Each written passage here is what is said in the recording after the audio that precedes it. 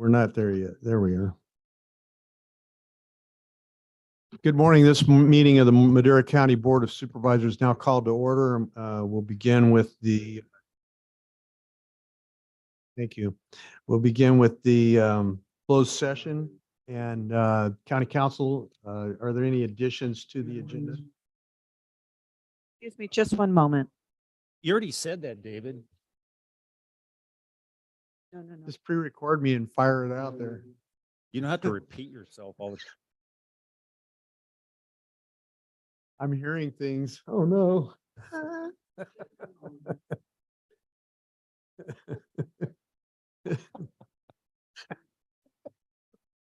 I'm hearing voices. Yeah. Edge down. Yeah. Yeah, how to toy with your. Okay, we are children, good. right? Thank you. We ready? We are ready. I apologize. No worries. Things happen. I hear voices. Okay, County Council, do we have any additions to the agenda? Chair, there are no additions to the agenda. Okay, can you read closed session into the record? Happily, under closed session, there are two existing litigations under Government Code Section 54956.9 subsection D1. The names of those cases are Madera Irrigation District versus the County of Madera. That's a Madera County Superior Court case, MCV 087598, and the other is Madera Irrigation District and Madera Irrigation District Groundwater Sustainability Agency versus the Madera County Groundwater Sustainability Agency, your Board of Supervisors, and the County of Madera under MCV 086277. And the last item is conference with your labor negotiators. That'd be Director Noriega, Deputy CAO Bagay, and Human Resources Manager Susan Carter. That's under 54957.6. The employee organization is all units and all unrepresented employees, excluding elected officials. Thank you. Any comment from the public on these items? Anyone online? None online. Okay, so we will go to closed session and we'll return at the end of closed session, report out any action.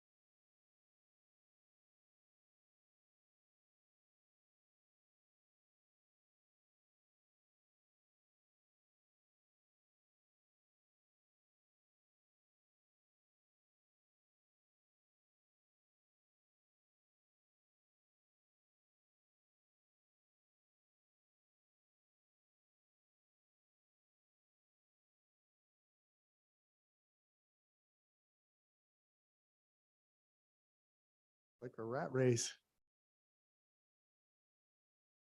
Good morning.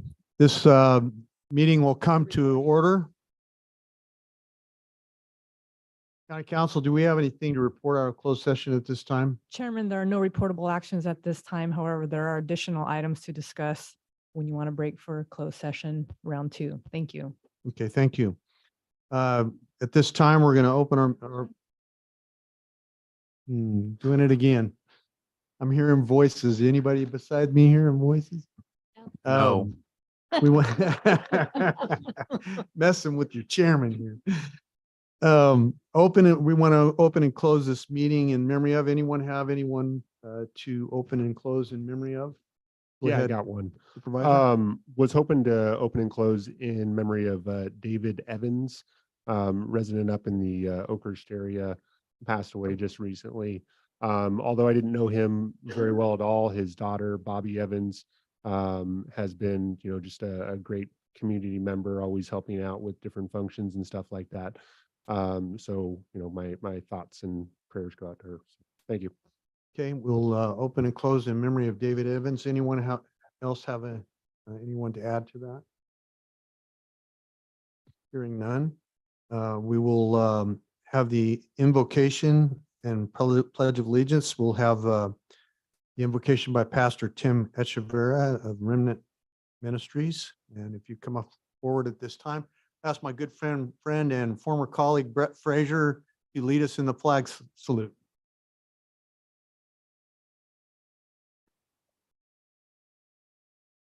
Appreciate all of you this morning, and great to always see my beautiful niece, Tatiana. Just want to say we appreciate all you guys today. We're just going to bow our heads today as we begin to pray. Heavenly Father, we come before you, Lord, and we thank you for this beautiful day that you have made, Lord. Father, like your word says, we'll rejoice and be glad in it, God. And Father, this morning, God, we invite you and welcome you, God, into this place today, God. We lift up, God, every entity here today, God, from all of our supervisors, God, our chairman, Lord God. And Father, we ask you, Lord God, also, God, that you would keep your hands, God, over our sheriff department, over our probation department, God, over our health department, God, over our fire department, God, and Father, over our also action committee, God, and every entity that is here today, Lord. I pray today, God, that you would give us your wisdom, God. I pray that you would give us your conviction, God. And I also pray, God, that you'll give us your protection, God. We not only pray, God, for our county here today, God, but we pray for our nation and also our world, God. We ask you, Lord God, that you would be in our conversation, but also, God, that you would give us wisdom, God, that we would be a county that is blessed, God, for your glory and for your honor, God. We thank you for today, God, and I pray that you not only lead us today, guide us today, and keep us in the palm of your hand, God. We want to thank you for our lives today, God. We want to thank you that you're an amazing God. We ask you, God, right now for your blessing over this county, God, financially, physically, spiritually, mentally, socially, and God, that you would move in amazing ways. We love you and we thank you, Lord God. And in the name of Jesus, Lord God, we pray. And we all say, amen. Amen.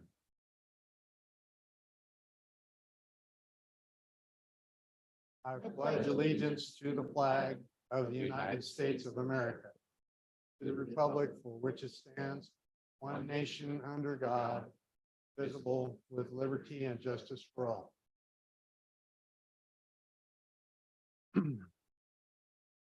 Just a quick thought. At the beginning of the year, we had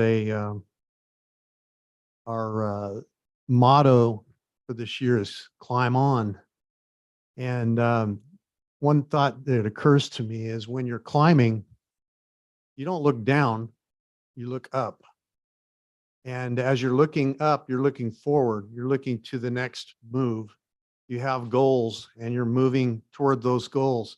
If you're continually looking back, there's things that happen as a result of that. One, you don't have your eyes on where you're moving, and you don't have your goals in front of you so that you're focused.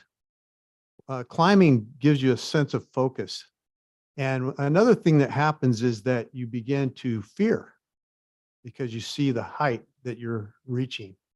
So when we're climbing, as we climb on, let's not look back in fear. Let's look forward to those goals that we've established with confidence, moving forward, one goal at a time.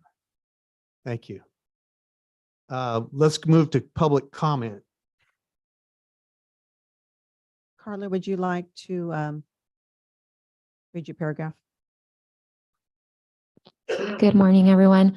Para la reunión del día de hoy habrá servicios de traducción proporcionados como parte de un programa piloto del Departamento de Agua y Recursos Naturales del Estado de California.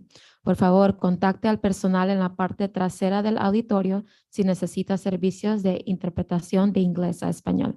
Gracias. Thank you. Thank you, Public comment. Carla. That was a announcement so that everyone else knows what she was talking about. We have interpretation services Right, through available. the state of California, specifically for GSA. Excuse me, through the state of California, specifically for GSA translation. Thank you. Come ahead. Just one moment. Next. Public comment. The first 15 minutes of each regular session is set aside for members of the public to address the board on any matter under the jurisdiction of the board, but not appearing on the agenda. The board will not take any action on any items presented under public comment. Speakers are limited to 3 minutes. Anyone addressing the board is asked to print their name clearly on the speaker sheet at the podium and state their name and county of residence for the record. Good morning, Board. This is Deborah Martinez, Director of Social Services. I'm here to speak on 3 different things. Sharon Diaz, Deputy Director over Self-Sufficiency, will be addressing 2, and I will be addressing this first one. So this first one is really just to bring awareness. We are having a significant point of purchase skimming that's going on. So what's happening is that our favorite places for our clients to pull out cash, their numbers are getting skimmed. And so in November, the number had climbed to 60,000 that had been skimmed. December, we thought, okay, maybe it's a trail of people came through the county and left because it went down to 13,000. But so far in January, it's $108,000 that have been skimmed from folks that are on public assistance. So their average grant is about $900, and that's what they're taking.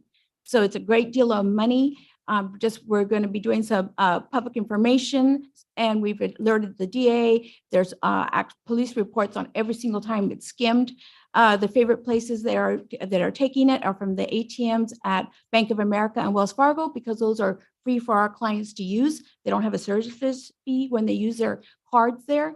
And so that's where they're being skimmed. So we're asking the public to be really aware of their surroundings and making sure that the ATM doesn't look altered in any way, that there's nothing attached to it or anything that looks abnormal, and then report it if they do, particularly in the evenings, because that's when the banks are not open and not able to see whether or not something's been attached since they closed. So we're going to be doing some public announcements and stuff on social media, in Spanish and English to try to reach people so they can be more aware. It's because it's causing a lot of hardship. These benefits get replaced, but they're delayed, and that causes hardship. And there is a workload. Just in January so far, I think we've gotten 63 different families that we're having to reestablish those benefits. Obviously, that's a cost of taxpayer money as well. Okay. And here's Sharon Diaz.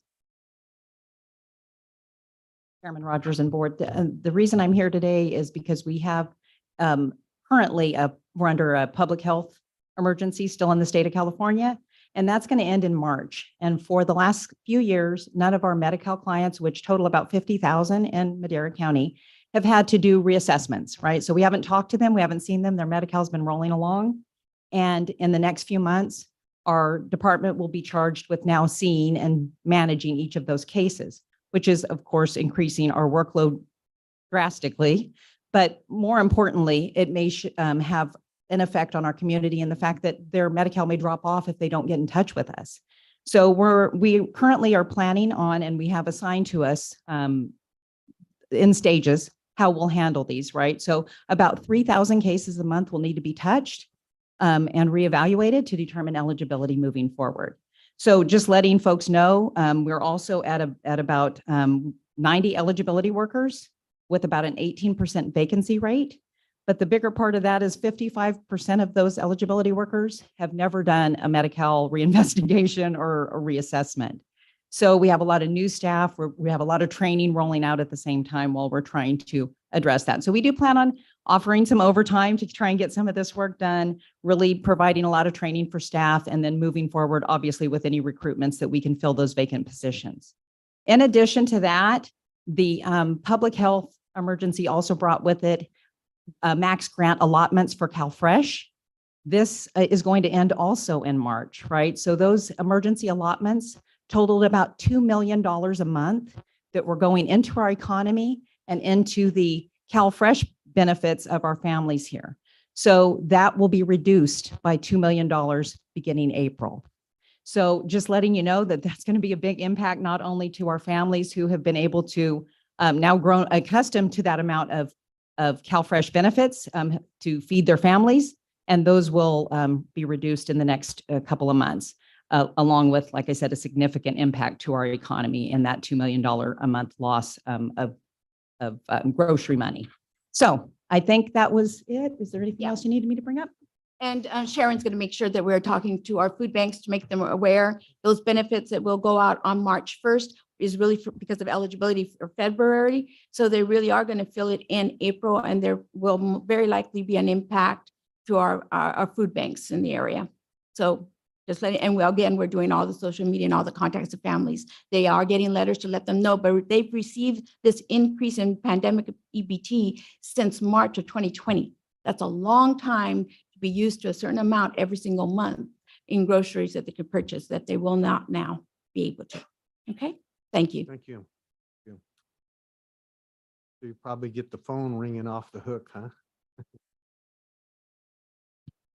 Morning, Chairman, members of the board.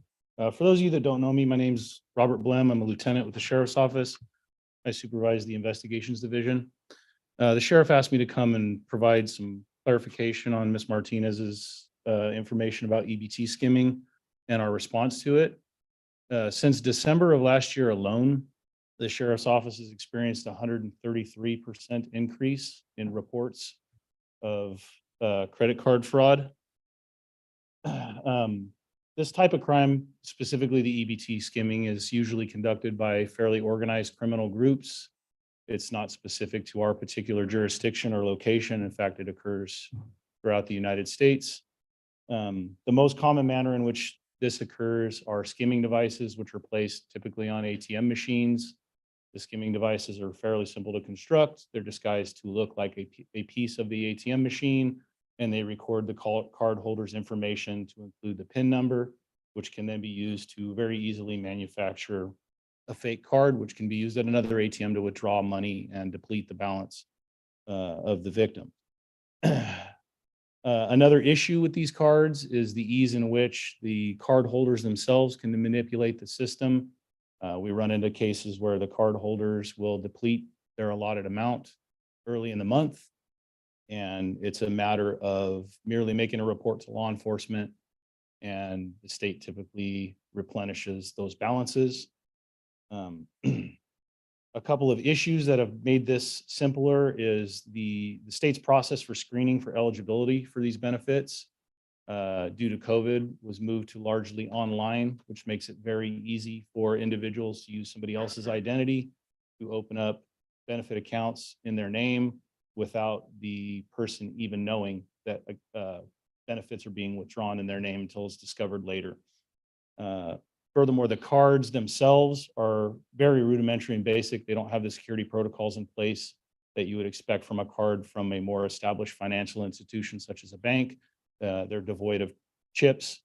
It wasn't until last year that they had CVV numbers on the back, which is the 3-digit number on the back that you always get asked for if you're ordering something online. So that makes them susceptible to replicating with very easy to obtain and manufacture technology. The Sheriff's Office, we do have an extremely capable investigations unit. However, these cases are very tedious and time consuming, and they require multiple search warrants and span many jurisdictions. So it is providing, or it is presenting a little bit of a strain on our investigations to effectively investigate. If you have the opportunity, could you bring a picture of some kind of what it looks like, the skimming device, so that people can kind of visualize that? I've never seen one. I've heard about them. Yes, Worries me. yes, I can come up with some examples. That'd be great. No Thank you. problem. Thank you. Appreciate that. The only thing I forgot to mention is the state didn't have permission from the federal government to have chip put on the cards. Now they found a way to get the chip on the card, but they're telling us it's going to take 30 months. 30 months. What happens when the government? 30 months. Good Okay. morning. Sally Moreno, your district attorney. I'm here today to do a couple of things, two birds with one stone, always trying to be efficient. So I just wanted to announce to you that we have hired a new chief of our investigations divisions. Chief Parton comes to us with over 15 years of law enforcement experience from all over the valley. She's a local resident here in Madera, and as for good or for ill, she's a little bit like me. She's going 100 miles an hour and getting things done. And in light of what's going on with this EBD fraud, I thought I'd give her a chance to tell you what she's up to with regard to helping Madera County residents in getting this resolved. Thank you very much. Good morning. Thank you for having me here, and it's nice to see all of you in person, those that I haven't had an opportunity to see. As Sally mentioned, we've got a lot going on in our investigations division, and in light of the EBT stuff, last week, Social Services actually reached out to me to share some concerns with the increased EBT fraud. I looped in our supervising Lieutenant Ingstrom, who's actually our expert in welfare fraud and assigned to supervise our welfare fraud division. We were able to look at a lot of the referrals that we're receiving in the welfare fraud division and identify that it's not, in fact, a welfare fraud type of investigation, although it is costing the state and county taxpayers money on stuff like this. So with that, I decided to go ahead and reach out to all of our local law enforcement entities as well as social services and formulate a roundtable discussion meeting. So next week we will be meeting to talk about the increased EBT fraud and look at statistics, look at patterns, what we can do to kind of mitigate this and work together with more brains than one to try to get a handle on this and see if there's things that we can do for this.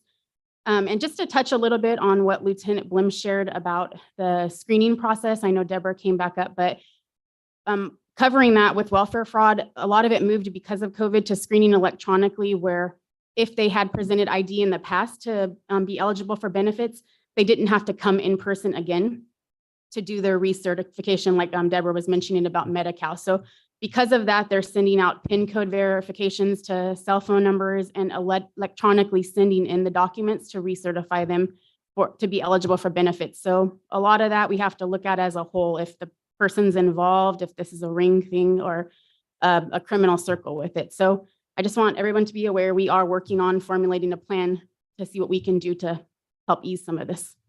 Thank you for having me here. Thank you. Mr. Chair, I have a question. Yes, go ahead. Deborah, where are we referring the folks who have been fallen victim to their benefits being taken? Are we referring them back to you, to the food bank, or? Yeah, they come back to us. And so if they come into the department, they have to do an affidavit, get the police report, and it takes a little bit, just a handful of days to get the replacement benefits. I do believe it's very possible that there could be some kind of manipulation or what we would really call welfare fraud, but the vast majority of it, we expected it is skimming. Okay, thank you. I just wanted to agree with what Deborah is saying. The vast majority of this is our welfare recipients being robbed of their funds. It's a super complex analysis and investigation, so we're going to come together and brainstorm the best ways to do this crossing jurisdictional lines. If the board was inclined to do something, they could think about sending a letter to the state to see if there was any way to speed up getting these cards chipped and putting these security devices on the cards to make them harder to skim. And again, thank you for your attention. And as always, if you have any questions, feel free to reach out to me personally by phone or by email.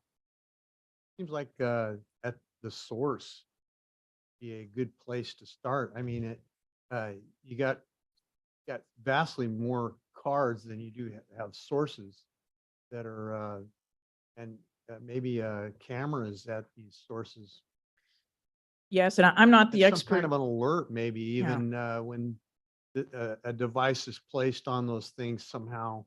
Yeah, I'm not the expert in investigations, but I understand they time them as to when cameras aren't there, and they pick up their data at unobtrusive times. So they're super slick at what they do. It's been going on in the Bay Area and LA for a long time. And it just now is seeping into our valley. Too bad that the inventors of devices, as far as putting your card in, don't come up with something that doesn't allow that. I mean, Old school piracy. They're seemed like- they're gonna outsmart us technologically. It's a constant battle, them and then us and then them. wow. Okay, thank you.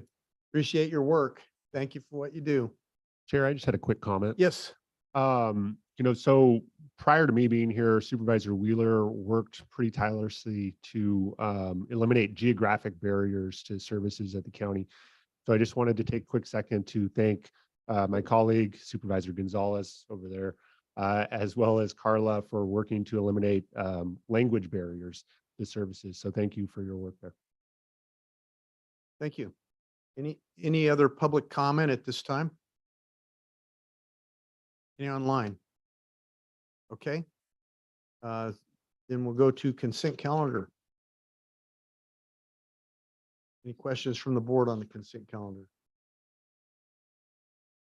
Chair, I have a couple. Yes, go ahead.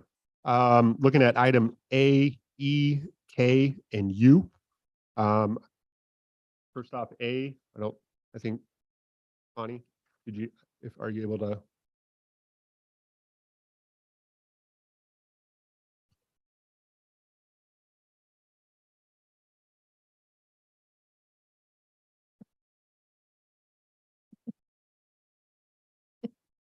Good morning, Connie Mona Peraza, Director of Behavioral Health. Thanks, Connie. Yes. So I was just looking at the item there and it says that there's, I think, 41 million available to the San Joaquin area. And do we know specifically how much is available to Madera County and what our 10% match would look like? No, we don't. So they usually have the total amount, and we are planning to apply for, as of last week, we're thinking about 25 million. Since we learned that some of the neighboring counties pulled their projects, so there may be an opportunity to compete for more funding, so we can continue building our crisis continuum here in Madera County. Okay, very important work. So thank you for your help with that. You're welcome. Item E, I don't believe we have anybody from Coarse Gold Resource Conservation District here, but I did just want to point out that the county's continued partnership with CRCD has not only helped create safer communities up in Eastern Madera County, but it's helped bring in millions of dollars of grant funds from CAL FIRE, which again helps perpetuate the program that we're doing there, the FireWise Madera program. So just wanted to flag that for the board so you guys are aware of what's going on there with our investments. Item K with the CCI grant. I think I saw Justin McComb here a moment ago. I'm not sure if he has a quick second to answer a quick question there.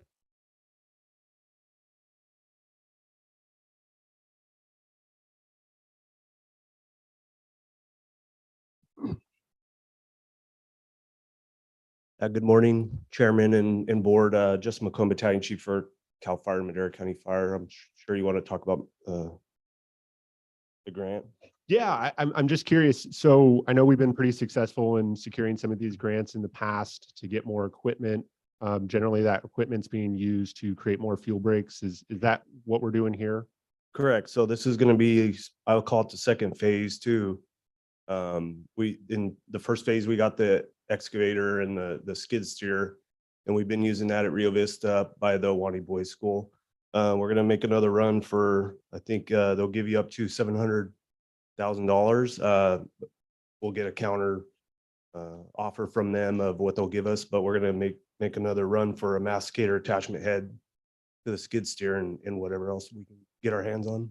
Fantastic. Okay. Thank you. Yep. Thank you very much. And then lastly, item U, emergency public works contracts.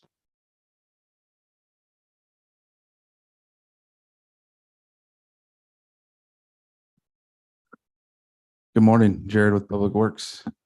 Yeah, what's your question, Supervisor? I just, I wanted to thank you guys for getting this item, before the board. I know that it took a lot of work to put it together and it came in, I think, after agenda review. So I want to thank staff in the Board of Supervisors office as well for getting that on today's agenda.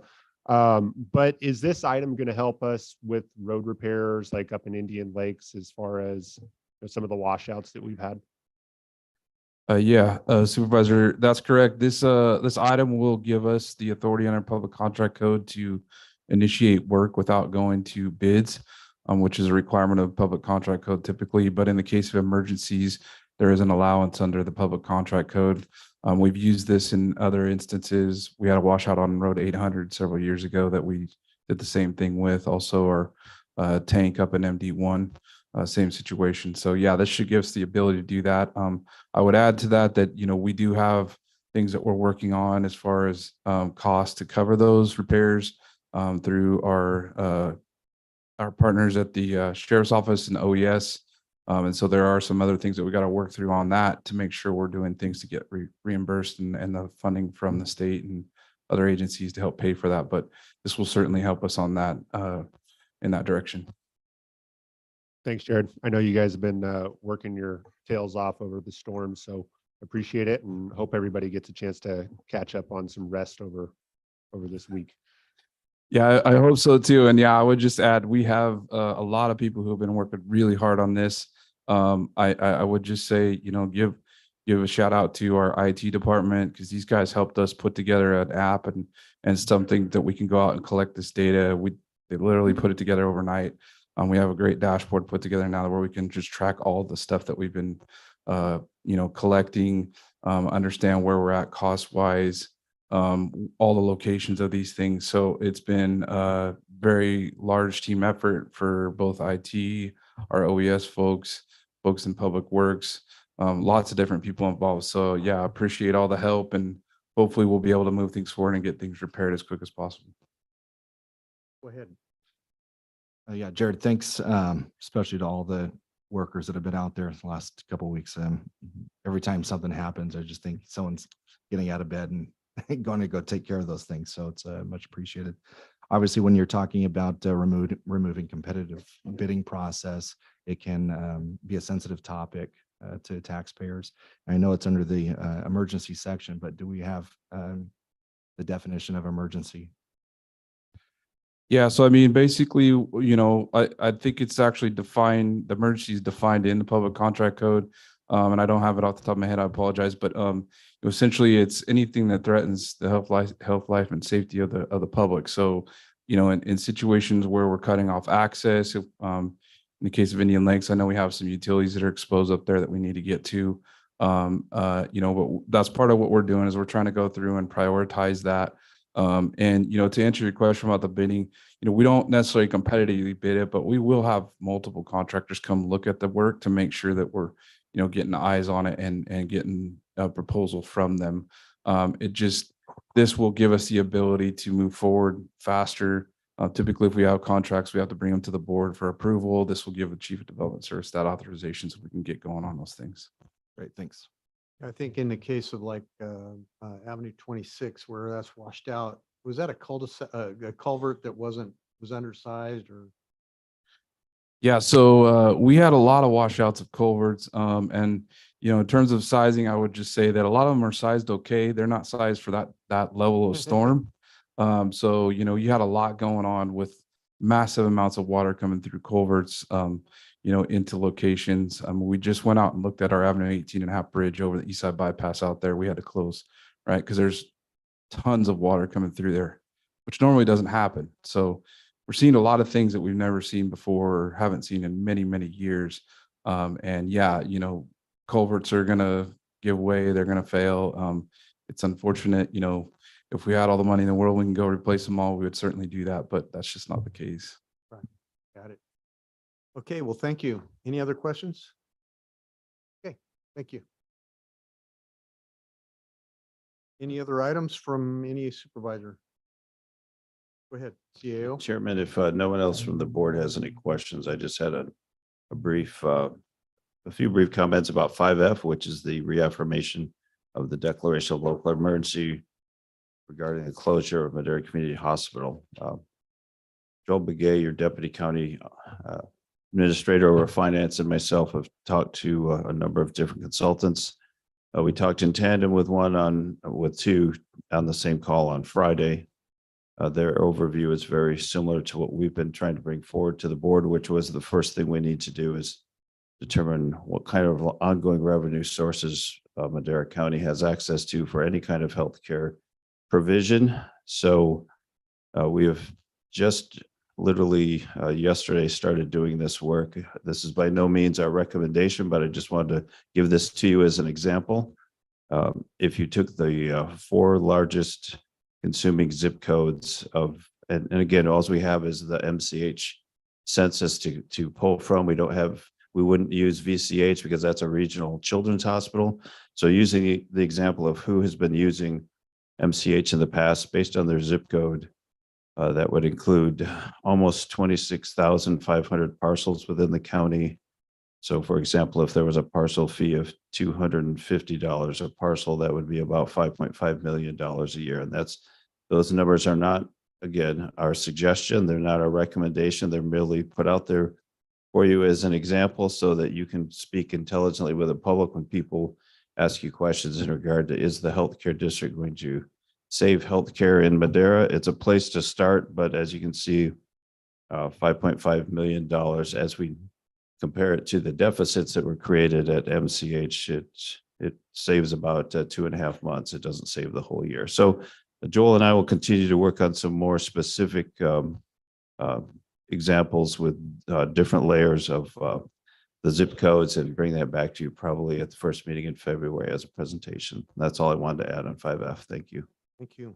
Now, it was an interesting thing to read an article of the statements of the Attorney General's office. They said that their requirements, the details of their requirements, if not met, would lead to less services for the community concerning a hospital. Well, their details have led to no services. How good is that? So I think there needs to be some kind of a wake-up call up there in Sacramento about all of the hospitals in our rural areas are in danger. We're just the beginning, and there's many others that are looking at closing their doors. So the reimbursement policies, all those things are problematic. We've had lengthy discussions on this, so I won't reiterate all of it, but it's just really disconcerting to hear that kind of a comment when you consider now we're not only underserved, we are not served in that regard. So thank you. Any other comments on the, we have someone coming forward here. Any other comments on the consent calendar?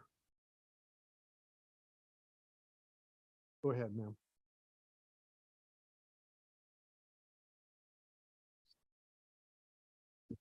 Buenos días. Good morning. Mi nombre es Magali Castillo. My name is Magali Castillo. Soy una madre de familia. I'm a mother of family. Somos 6 personas que vivimos en una casa ahorita. We are six family members that live in one house right now. Compramos una casa hace 2 años en Madera Acres. We bought house, ¿cuánto? Hace 2 años. 2 years ago, we bought a house. En abril cumplimos 2 años, In exactamente. April, Hablando 2 years. sobre el tema que estabas poniendo el señor sobre el arreglar las calles. Directamente ahorita me está afectando porque nosotros, nuestra propiedad está a espaldas de las vías del tren. Estás, sí. The railroad tracks are behind us. Hay un pozo un hoyo muy grande, There's a big hole, como de 2 like 2.5 a 3 pies de profundidad de lleno de agua. 2 or 3 feet. Traigo deep. aquí fotografías y videos. I have Nos está pictures and afectando mucho video. porque se nos está transminando el agua a nuestra propiedad. So the water is going into our property. Yo soy una persona diabética y asmática. I am diabetic and asthmatic. Entonces, mi esposo estuvo tratando de sacar agua hacia la calle, My husband tried to take out water to pero the la street. la calle está estancada, el agua está ya enlamada, ya There's muy too much sucio. water. It's very dirty. no está saliendo el agua, no está caminando como para The sacarla water is al not lugar. flowing, Y la verdad necesitamos ayuda en eso. but really we need help. También no tenemos banquetas, We don't have las spoons. calles no están, no hay no There está is no- pavimentado bien, pues. It's Y not la very verdad, unpaved. pues, es muy triste It's very sad porque because- nos dicen que como vivimos en el condado, Because we live in the ya county. no hay tanta There is ayuda no- para esos There's not lugares. enough help.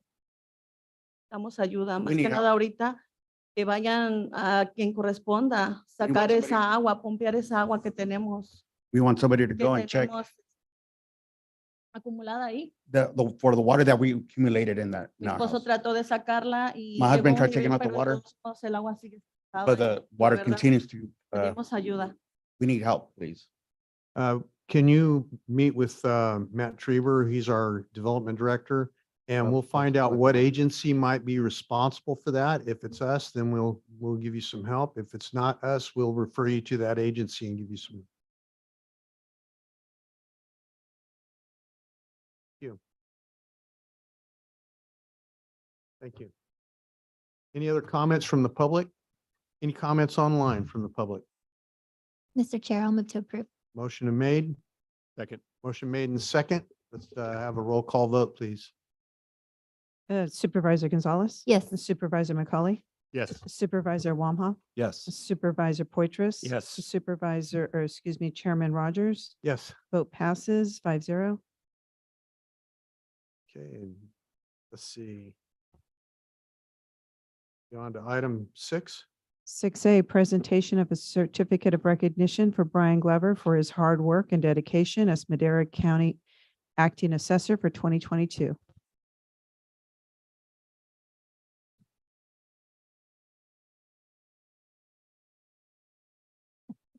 Thank you, board. Maybe Brett could, You get presented, you don't get to present right now. So thank you, board, very much for this recognition. Brett Frazier, your county assessor. And what a wonderful thing that Brian Glover did.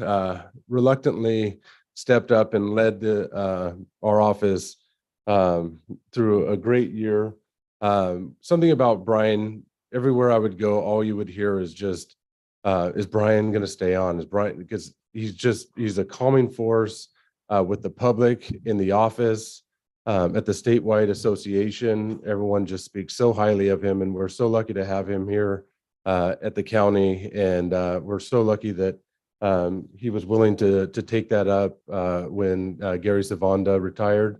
And can't thank him enough for his leadership in the office. And I know, speaking for the others in the office, just I've got big shoes to fill from Brian. So really appreciate everything that he did and continues to do on a daily basis for the residents of Madera County.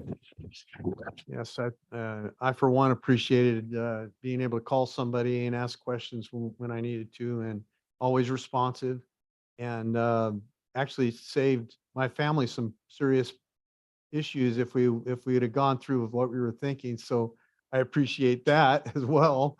And you never know when a new law is going to come into effect, and you let me know about that, and that really helped us make a decision. So, and I know you did that for all the taxpayers.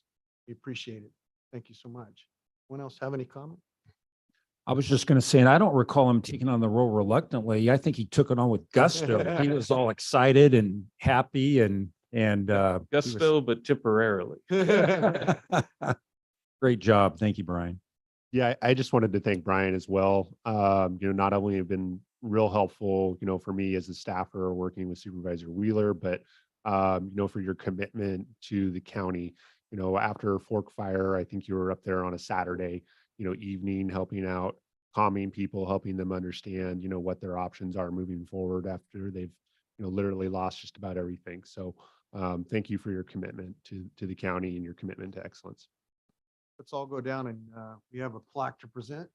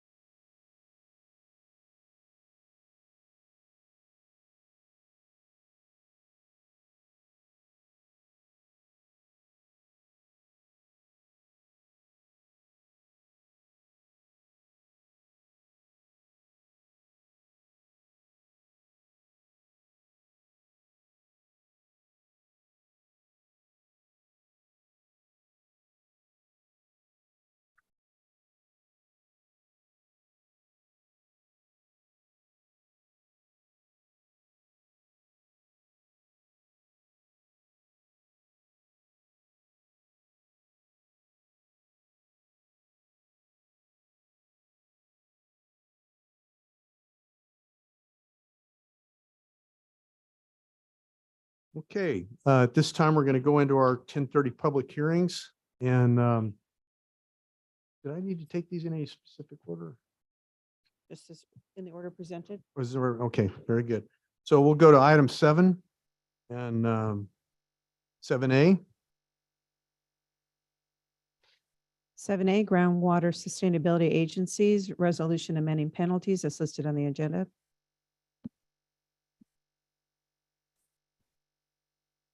Good morning, Mr. Chairman, members of the board, Stephanie and Agneson, your Director of Water and Natural Resources. Related to that, we're trying to do more and more partnering with state agencies. I'm thrilled to say we now have contracts with state agencies. We've got a little problem here. I'm glad that they're trying to participate and, Yeah. Work together.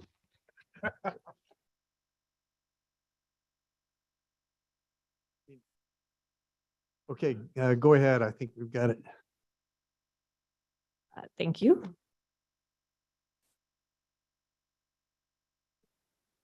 You're hearing voices too, huh? I did hear those, yes. Okay, well, first, let me give you a little background on allocations and penalties. As you know, allocations are set with the understanding that growers will attempt to manage water use within the allocation, and the penalty is a financial incentive to stay within it. In other words, it's a disincentive for going over the allocation. In September, your board, acting as the board for the county GSA, adopted a penalty for 2023 of $100 per acre foot in excess of an allocation. And the penalty was structured in a way where it would stair step up, $100 this year, $200 next year, et cetera. You asked for a couple pieces to come back to you, so I'm sharing some new information here. We have some really good news to share, which is that we are overall coming out under the allocated amount. So in Chowchilla, the blue bar on the left, the allocation is about 85,000 acre feet, and we're coming in at 72,000. So that is really good news. There's even better news in Madera. The allocation is 195,000 acre feet, and we're coming in just shy of 160,000. So that is really good news. Overall, people are following their allocation. They are taking out fields when they can, and they are mostly under. So overall, we know that the actual ETAW, or evapotranspiration of applied water, is well below what was allocated. There are a couple things that contributed to that. One is that when we were talking about fees, we were also talking about penalties last year, and we really publicly talked through $500 per acre foot. So it would have been a reasonable assumption that that would have been adopted. There were also fees that people anticipated, which changed their financial situation. And then we have more fallow or resting land here. And that, from a resource manager point of view, is really what's troubling. So if we have land that is out of production now, and people anticipate that water is available at $100 per acre foot, I think it's a reasonable assumption that they may plant. And of course, if they plant, they are normally choosing a permanent crop, which basically hardwires their demand into the system. In the county GSA, Madera Subbasin, 30% of the farm units were over, roughly 8,000 acre feet of overuse. And as requested, we'll look at the acres in a bit. And in the county GSA Chowchilla Subbasin, 40% of the farm units were over. So again, overall, we are under, but there are some folks who are over, and they typically are way over.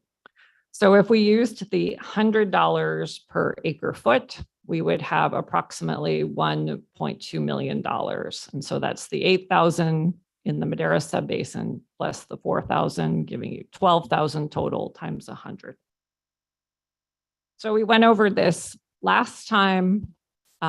This is how over or how under people are. So if they are to the right of the red dashed line in the middle, they have water that will automatically roll over to next year. So these are the folks who have planned ahead. They are not 100% planted. They've typically taken out crops. The folks who are under, we're going to look, who are over their allocation, we're going to look at in a minute. So what we're proposing is dividing things into 3 buckets. I think if you are 0 to 15%, I think it's reasonable to assume you are trying to go under your allocation. There are 60 farm units there. That's the number on the top of the bar. And that's about, let's say, 20,000 acres that are in the 0 to 15%. And then above 15 to 29%, we have about 7,000 acres and 30 farm units. And then in terms of farm units that are over 30%, we have 28 farm units, accounting for about 5,000 acres. So these are divisions that seemed fairly natural to me. And in the report, I've proposed tiered penalties, which we discussed last time at the $100 for 0 to 15, from 15 to 30, $250 per acre foot over, and then over 30%, $500. This would, I think, incentivize people to stay within the allocation and try to go under or at least very close. My concern with the $100 is that is a cheap price for an acre foot of water currently. And we're going to talk recharge later, but water being sold for recharge locally is $200. So $100 it's a great price for water. Your board had a particular concern about the individuals who were the highest percent over. So we have reached out to them. I'll point out a couple of things that they had in common. I grouped in this exercise the Madera and Chachalissa basins together. And the percent remaining in the allocation, the second to the last column on the right. So these are people who are somewhere between 45% over and 60% over. So they're either not informed or not trying. You can see it is mostly almonds. That's not a surprise. There's a sprinkling of citrus, wine grapes, and pistachios, but it is mostly almonds. The other thing I would point out is the parcel acreage total is very close to the irrigated acreage total. So these are things that are 100% planted in most cases. So all of those folks got either a phone call or an email, depending on what information we had for contact. The people I was able to talk to, one person knew it, agreed with the number, because they also had meters and was working to fix the problem. And in case that was a new farm manager. So they were replacing the staff person who wasn't watching as carefully. We also talked to a few people who were just not watching at all. And as you know, we have sent out a lot of mailings about EraWatch allocations and that sort of thing. And what I've suggested for everybody who was on this list is to schedule an appointment where we can review their allocation and make sure they understand everything. If we do move to a tiered penalty, I would suggest that staff reaches out to everybody on those higher tiers, the 250 and 500, to see if they want to meet, just so that they understand what is going on. Last 2 weeks ago, we looked at the penalties elsewhere. I called these our cousin agencies. Perhaps not Westlands, but the rest are cousins. These are places with significant overdraft. And I've put in red, it's a little hard to read on the screen. I'll quickly review it though. Westlands has a penalty not to exceed $500 per acre foot, and that is accompanied by replacement water if you pump more than 25 acre feet over. So you're paying whatever Westlands has to pay to replace the extra acre foot that you pumped. Eastern Tule, $500 penalty. Lower Tule and Pixley, $1,000 per acre foot penalty plus a reduction in next year's water use. Mid Cahuilla, $500 an acre foot. Tri-County, $500 an acre foot. Greater Cahuilla, that third tier is the penalty tier and it's $500. So you can see the choices similar agencies have had to make. So the staff recommendation is as follows. We want growers to manage within the allocation. That is the entirety of the structure of an allocation, but it does need a penalty that is meaningful. Currently, we do not have any revenue for any of the projects in the plan, but this funding could be used for projects. It would probably need to start with domestic well mitigation. If you change the penalty, you will go from approximately $1 million. And with this new penalty, the same water use for last year would bring in $4 million.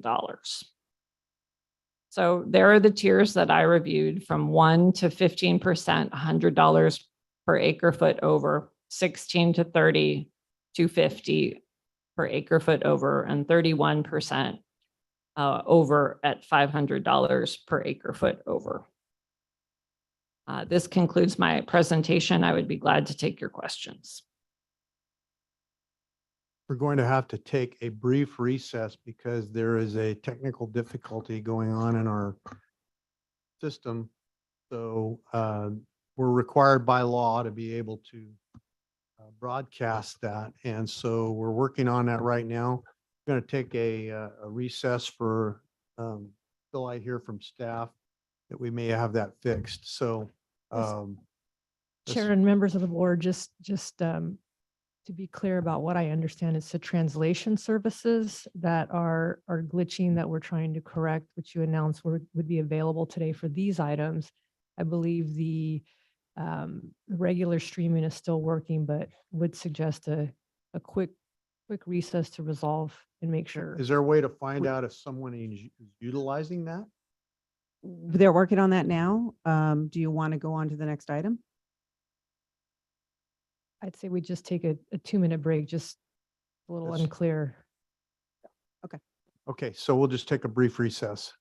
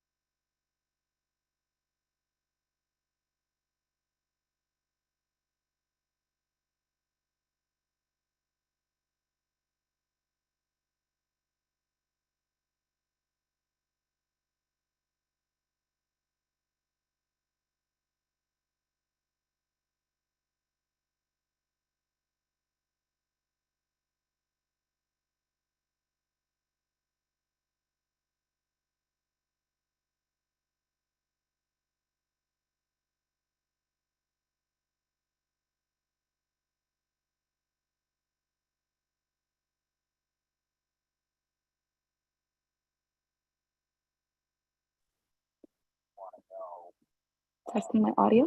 1, 2, 3.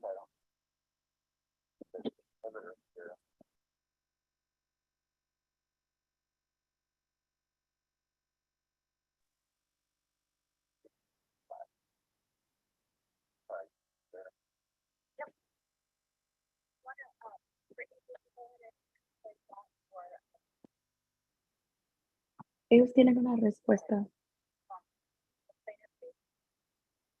Yeah. Ellos tienen una respuesta. Can you hear me?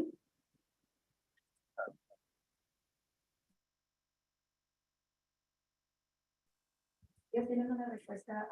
Ellos están pidiendo, están dispuestos a rebajar a $75,000 a la respuesta de $25,000. Y sabemos que el negocio fue afectado horriblemente debido al desastre de lo que acaba de ocurrir y también así es que la seguridad pagó por el negocio, los daños del negocio.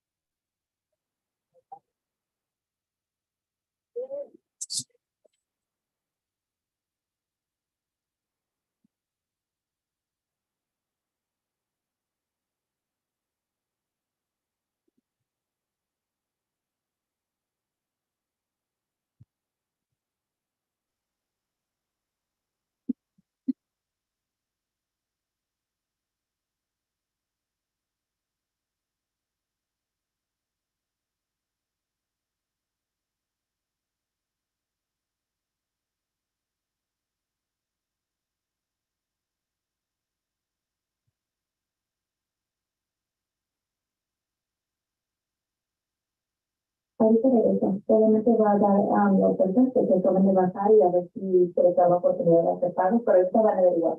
Solamente va a ir a decirles lo que se contrató justo. Entonces, ahorita.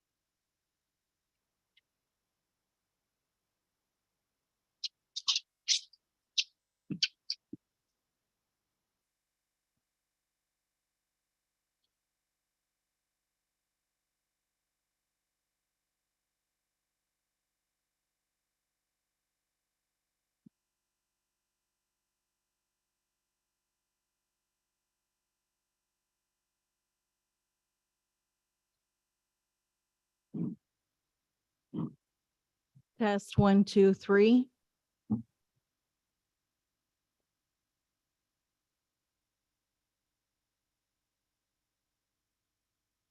Can you confirm interpretation is working? Hi, can you hear me? Yes. Okay, yes, I just need the interpretation feature to be on. Good morning.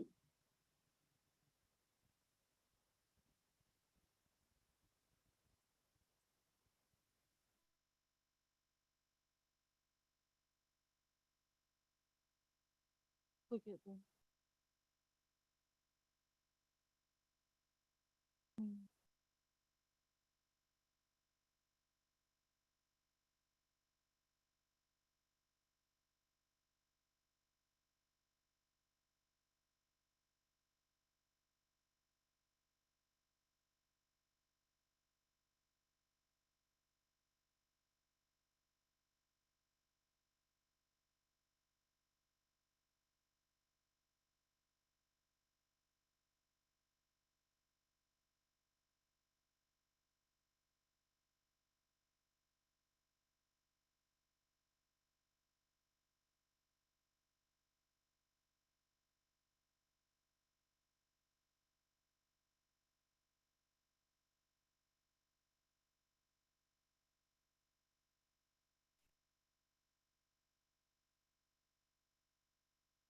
Okay.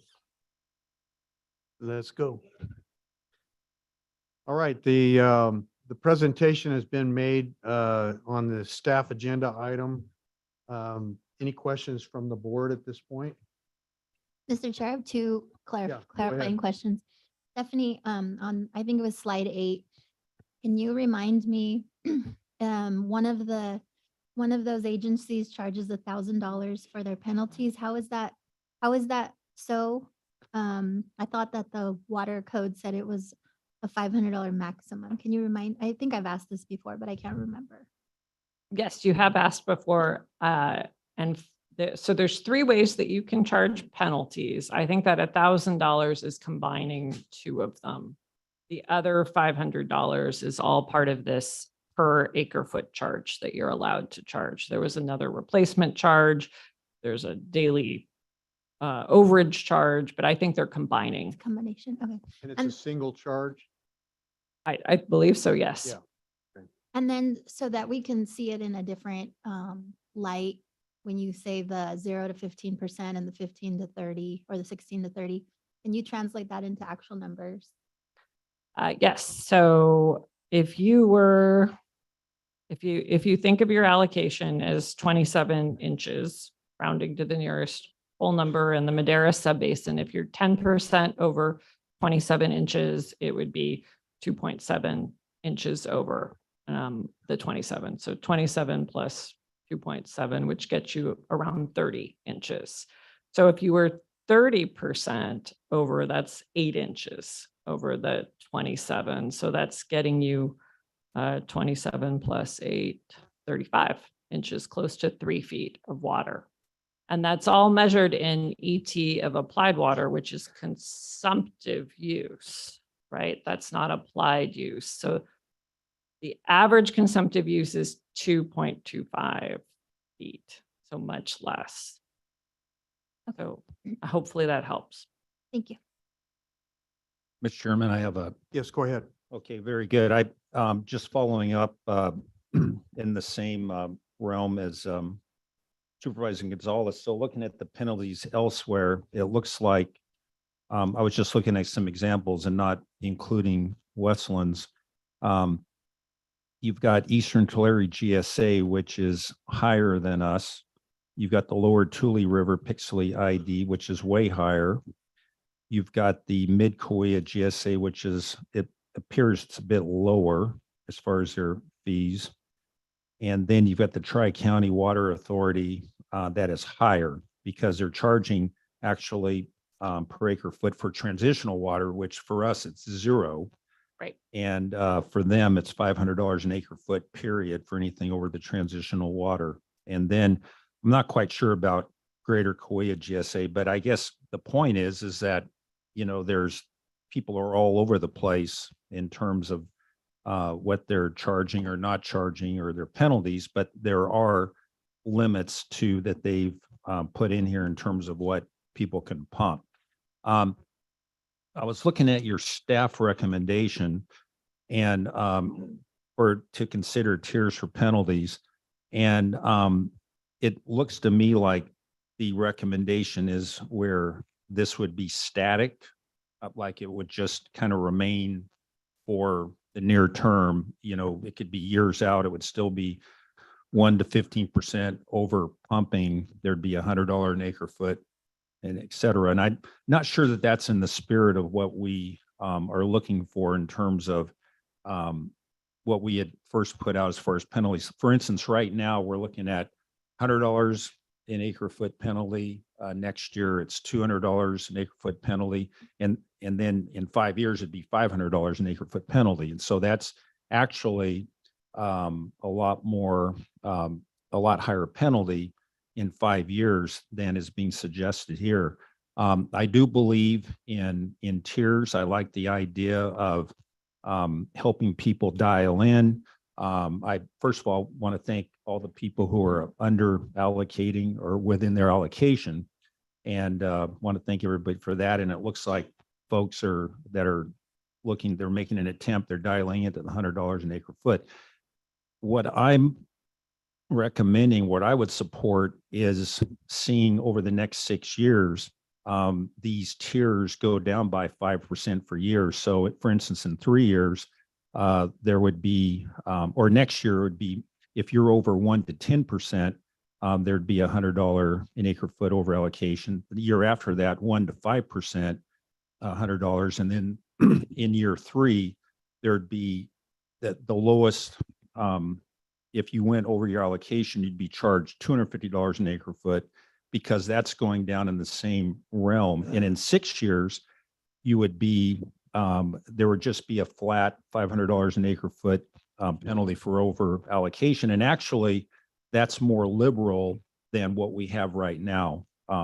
So I think it helps people. I think it's fair. I think it helps people to dial in and not get a higher charge. And those people who elect to go over 30% or at 31% and higher over the years, if they haven't been dialing in, then they'll see that $500 an acre foot. So that's a recommendation that I would have. Again, I believe it's in the spirit of what we've been talking about, and it's also in the spirit of what we have right now, rather than just keep it for who knows how long what's recommended here.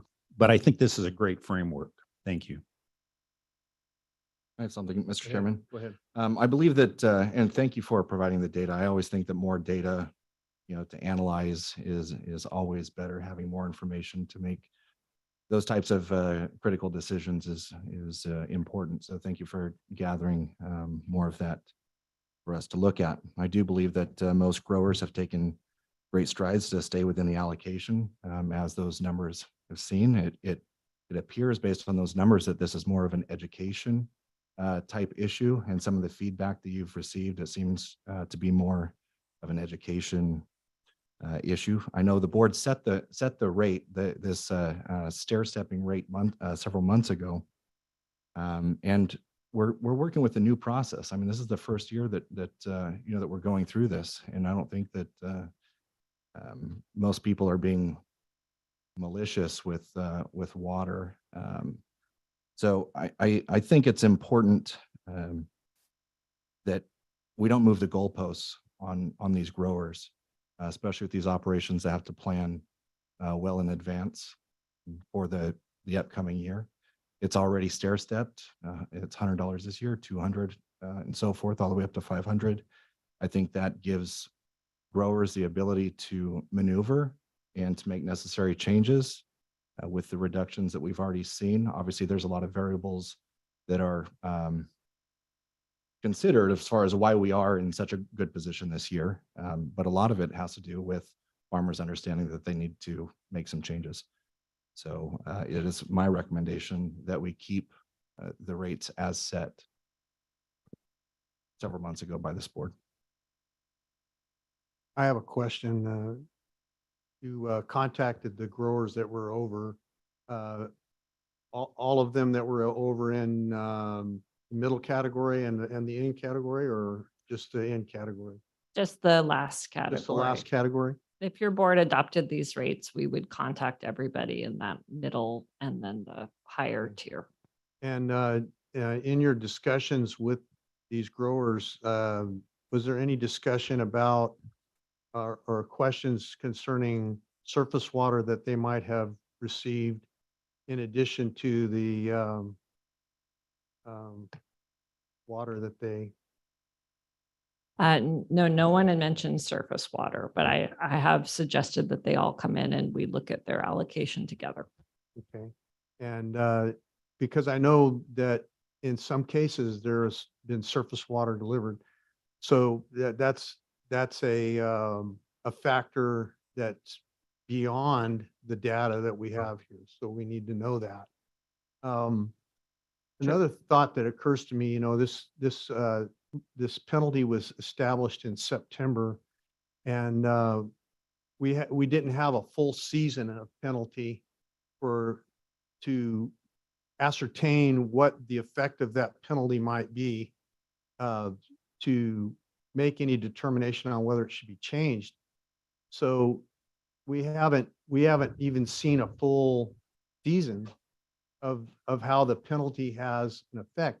And apparently, even without the penalty, the growers made adjustments such that we did save a considerable sum of water. It appears that everybody's making an effort, and as Jordan alluded to, maybe some of this had to do with some educational aspects, some that weren't completely aware of how this is going to affect them, or how to go about this, or how to make the changes. Now we know who they are. We can talk to them and make those, help them to make adjustments.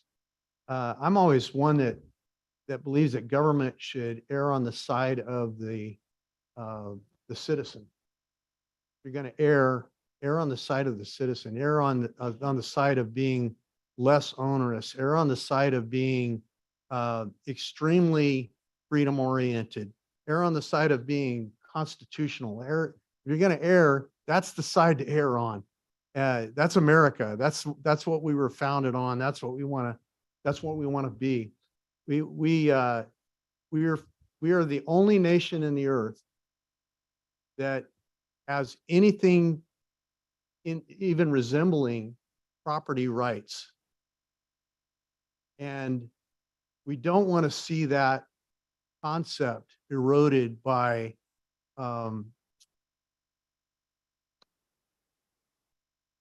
continual pecking away at the rights of individuals.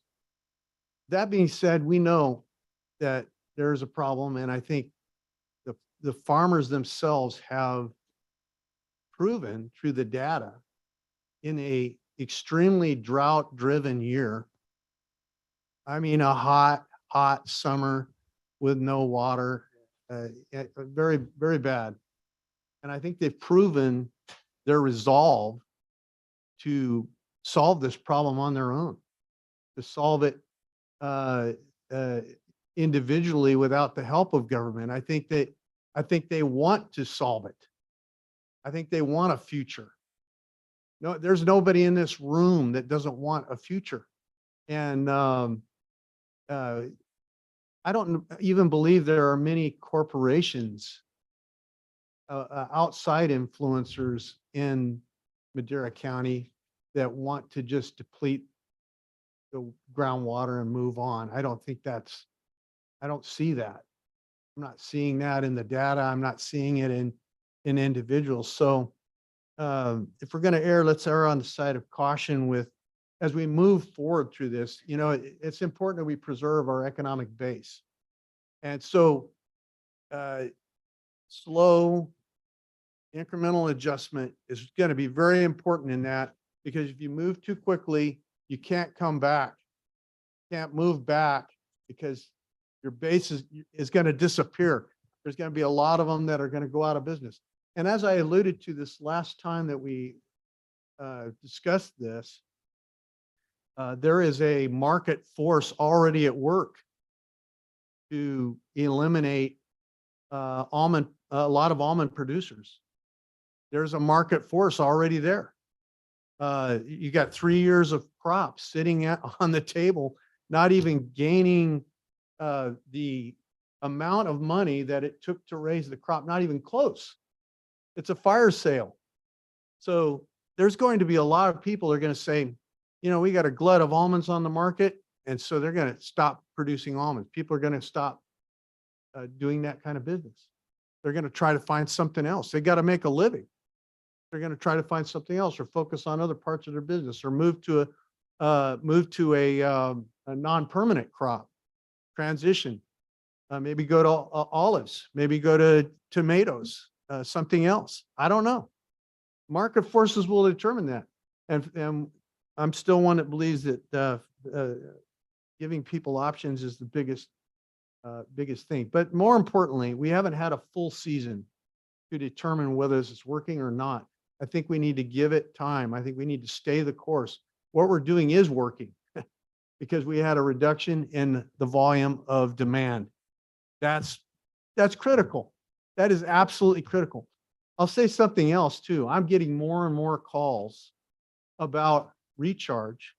And I know we have that subject on the table here in a little bit, but I hear farmers doing it on their own, trying to make sure this happens because they know, like I do, that recharge is the future of this county and agriculture. It's going to be the hinge pin for the whole state, for that matter. And I'll talk about that in a minute. But I say stay the course. We've just had a few months on this one plan. Let's give it time. Anyway, any other questions? May I show a slide again, just Sure, go for a ahead. quick Go ahead. response? Madam Clerk of the Board, can we show the screen? I mean, really what we're doing here is keeping the penalty the same for the majority of people. And we're suggesting increasing it for the middle bar, 30 farm units, and the high bar of 28 farm units. Yeah. So I think of it a little bit like speeding, right? I don't typically speed. And one of the reasons I don't speed is because I have a chance of getting a ticket. I don't want to pay the ticket. The tickets are high, right? It's also going to go on my record. It's also going to increase my insurance, right? So speeding tickets have the ability to work pretty well. And right now what we're looking at is a pretty minor speeding ticket with nothing going on your record and no increase in your insurance.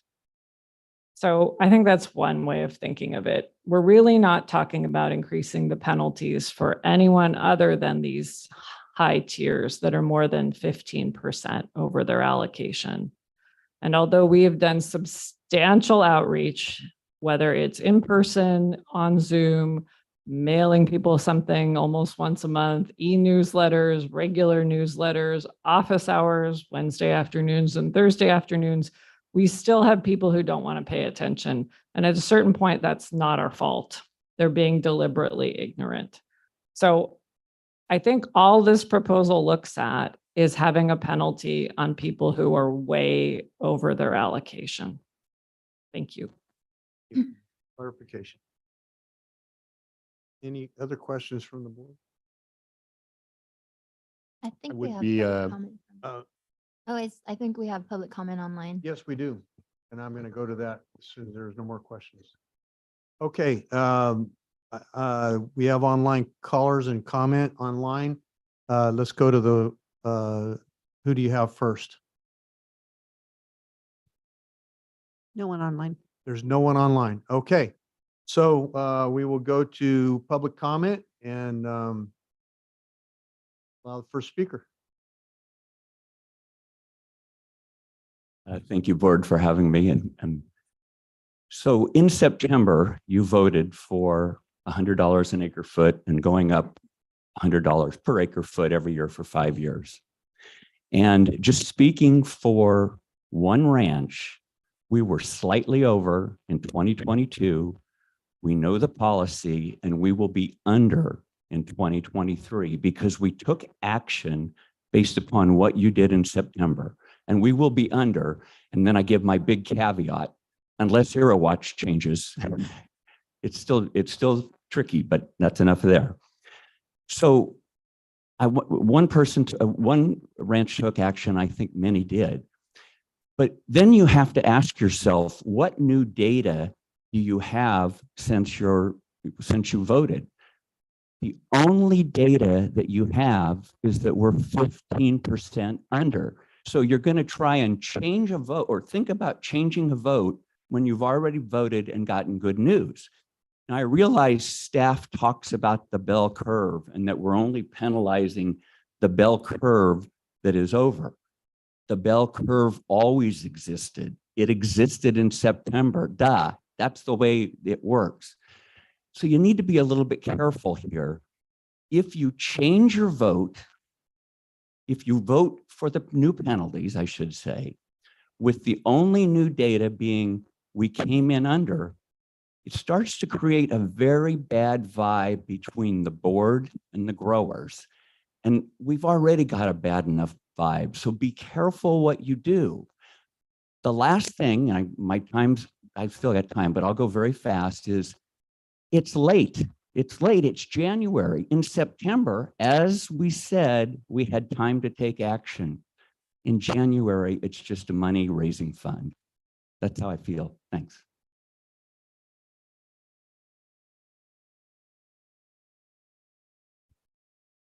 Good morning. My name is Natalie, and on behalf of Leadership Council for Justice and Accountability, I'm providing comments in support of Agenda Item 7. The entire San Joaquin Valley is struggling to recover from the drought conditions we've experienced the last 3 years. And with domestic wells continuing to go dry across Madero County, it is clear the current penalties for going over allocations have not been enough to disincentivize over pumping. We strongly support GSA staff recommendations to impose higher penalties on those who extract groundwater in excess of their allocations. And as an additional measure, we strongly recommend adding pumping caps on users that continuously exceed allocations. Higher penalties may not be enough to disincentivize overpumping. As such, the GSA should take additional measures necessary to halt overpumping and protect domestic wells and small water systems. Thank you. Yeah, can you give us your name again? I didn't hear your name and where you're from. Natalie Escobedo Garcia, Leadership Council for Justice and Accountability, Where are you from? Fresno County.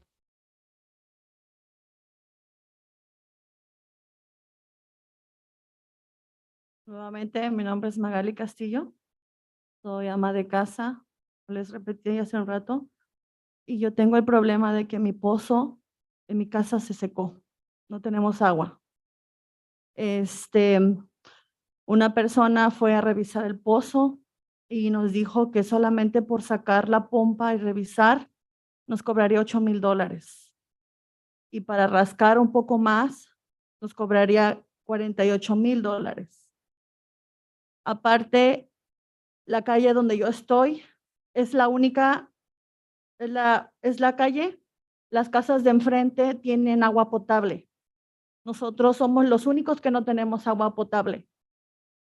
También investigué en no recuerdo el nombre del lugar que está cerca de las vías del tren. Es algo de agua, una oficina. Y me dijeron que más o menos lo que se gastaría para meter la línea de agua a mi casa serían de $11,000 a $15,000. Como les repito, mi esposo es el único proveedor en casa, es el único que trabaja y no tenemos ese dinero para hacer ni una cosa ni la otra. Pido la ayuda porque pues ahorita no tenemos agua. Acudí a un programa que nos van a proveer agua en galones para tomar y nos van a llevar un tonel con un tambo para rellenarlo de agua cada vez hasta que nosotros solucionemos una cosa o la otra, pero por favor ayuden que nos ayuden porque como les digo es demasiado dinero, cosa que no lo tenemos y pido los recursos que haya que se haga algo porque como les digo es indispensable el agua, no tenemos ahorita ni para Apenas tengo un bote como para lavar los trastes. Y es algo muy necesario en casa, el agua. Tengo 2 pequeñas y pues todos los días van a la escuela y tienen que ir limpias. Entonces necesitamos ayuda. Gracias.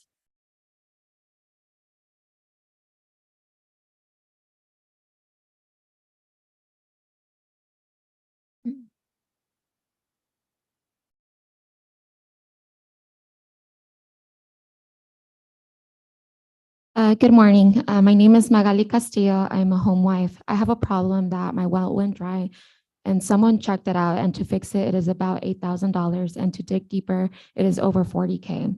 The houses in front of us have water, and we're the only home without portable water. To connect the water line is around 11 to 15,000. My husband is the sole provider, and we don't have the money to do that. We're under the program to receive water, but please help us because we don't have the money to fix any of the water issues. I only have a small bottle currently to wash dishes. I have 2 kids that go to school every day, and we need clean water. Please help us. Thank you.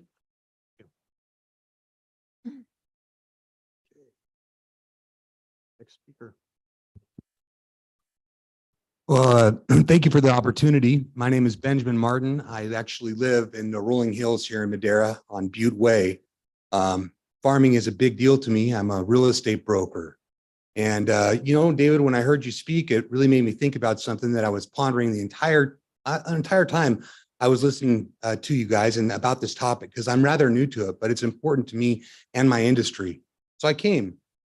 What I heard you say, which I thought was really profound, is that you're really impressed with how the farmers are working together to already eradicate the problem.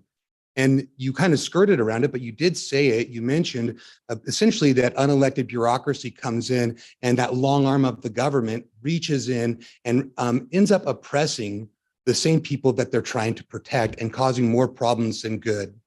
The issue with government is when government gets involved, when you now you choose some unelected bureaucracy to come in and make new rules, right? Government never gets smaller. Its sole purpose is to grow and to find new revenue streams. You give an inch, they will take a mile. Heck, income taxes were supposed to be temporary, right? And look at where we are today.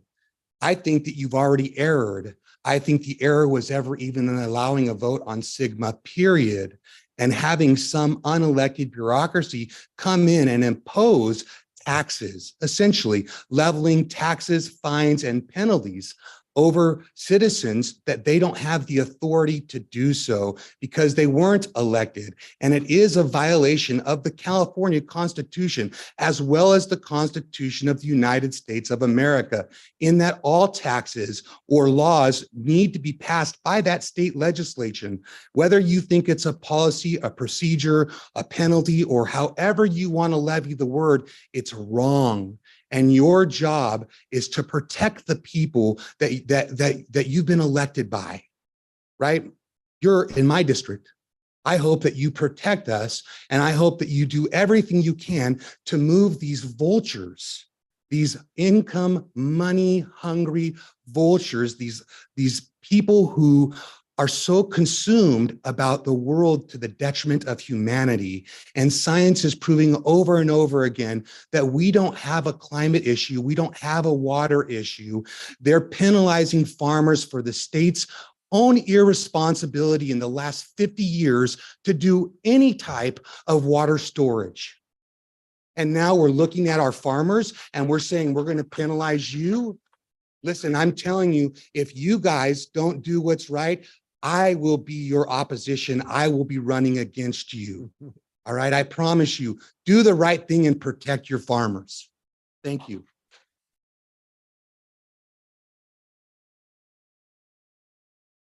It's a tough act to follow. Christina Beckstead, Executive Director, Madera County Farm Bureau. Thank you for the opportunity today. Just a few questions and comments based on today's presentation. First of all, as related to the slide that's here, the additional penalty analysis slide that has the 3 bars on it, what subbasin does that refer to? Because my back of the envelope math that does not equal the total acreage for all of the subbasins for irrigated acreage. So I'm just curious to know is what subbasin that is. That's that's talking about the Slide 6, ETAW allocated versus used. no, the additional penalty analysis. Oh, okay. Slide 6. Yeah. Okay. And what was your question?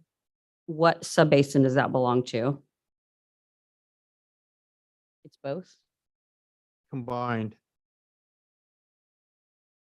Oh, I see. So it doesn't include any of the acreage that is not underneath the allocation. It's okay. Got it. Thank you, Stephanie, for that clarification. Okay, so secondly, just some additional comments. Has there been a final summary of the ERA Watch findings? In the last 2 years, there have been a lot of changes, modifications, requests, comments, problems. At some point, I think we were talking like a 30 to 50% error of margin within the numbers. I know those were adjusted. Obviously, there's been a lot more fine tuning. I think it's important that before any decision is made on this, that summary of findings is reviewed and discussed before this board publicly. Because if the board decides to go this tiered approach, I think that it would be important to allow for some sort of margin of error in that 15% could be actually 15% in favor of the grower, not 15% against. So why should they have to pay a $100 penalty for exceeding their allocation for $100 for exceeding their allocation up to 15%? And maybe that number is different. I'm hearing with the Land IQ that the numbers may be closer to like 7% of the error of margin. So just kind of looking at that analysis before making any determination here, I think is important in this role. Your watch summary penalty analysis. Sorry, I'm following my notes here. To Supervisor Poitras's comments about reducing tiers. If for some reason this board decides to adopt this approach, reducing the penalties or the tiers for penalties in the future, may I remind this board that we have at this point just a little over 15 years to implement SIGMA. So to go and do this hastened approach of reaching sustainability in 5 years versus in the next 15 years, I think would be somewhat detrimental to this county, if not extremely detrimental. So let's keep in mind the time frame. I know there's a lot of effort, and I apologize if I can get just one more minute because we did wait. There was a pause, but a lot of what's underway is very focused on getting all of this accomplished in the next, I would say, 5 to 7 years. But we really do have a little more than 15 years to reach sustainability. So I don't want to say prolong it, but we need to make sure that we have the time to implement adequately and appropriately so that we don't face those consequences that'll burden us in the future. Lastly, if this board were to decide to move forward with this, the resolution as it relates to Chowchilla Subbasin is written incorrectly.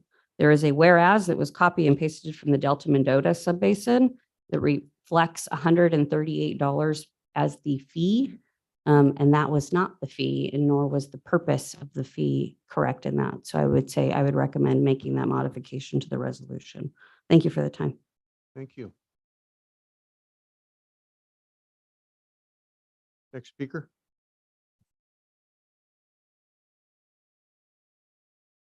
My name is Priscilla Williams, and my property is located on Road 20 in Chowchilla. Our family have had this land something like 70 years. And also our neighbors down the way have had their property probably over 80 some years. And big part of that property was under the Williamson Act. And I think it was something like 200 acres. Well, since that is now all almonds, our wells are constantly going no water.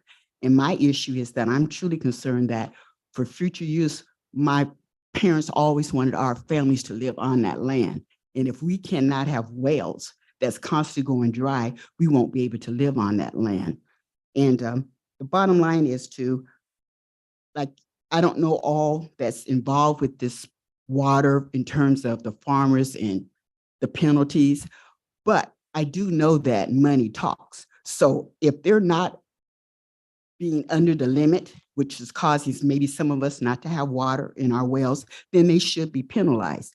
And I think the sooner you penalize them, the sooner we will have water and everybody will be able to be sustainable and maintain their lands. So to me, when I'm seeing things that go on awry, the sooner you get it under control, the better. So if it takes increasing the fees on them, then that's what you need to do. Hopefully, I know that they have the animals and they do, and but to me, it's like a farmer is utilizing 90% of the water, and you have communities that has less than 10%. And not only that, where we live at, or where my land is located at, it's less than 2 miles from Fairmead, but we're not able to tap into Fairmead's water system. They haven't projected that or looked at that for future use. So we'll be out there pumping wells and it drying up. So that's how I feel about it. Thank you.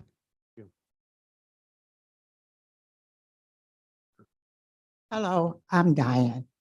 The reason I'm here because from? I was wondering if there's any way Can you give possible. us where you're from, please? Yes, Chowchilla, Fairmead. Thank you. Is there any way possible that when the farmers are watering or irrigating, that they can give us a time frame? Because I have tried to keep up with it. I have to wait sometime to 10 or 8 when they're watering to even flush the toilet. Or I'll get up at midnight trying to maybe wash clothes, and I find out somebody is still using the water, so I still don't have any water. It should be some kind of timing or something, because you know what? A community is not just farmers. A community is mothers, fathers, sisters, children, and everyone.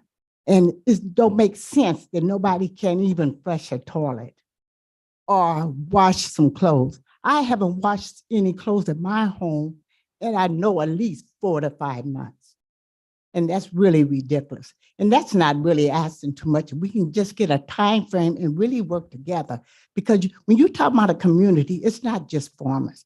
My parents did farming, but that was over 60 years ago, they always taught us how to save and conserve water. We didn't waste water. And here it is, 60 years later, I can't even hardly flush my toilet. You have to wait till 8 o'clock, or if you have to use the restroom, put it in a bag and tie it up, then throw it away later.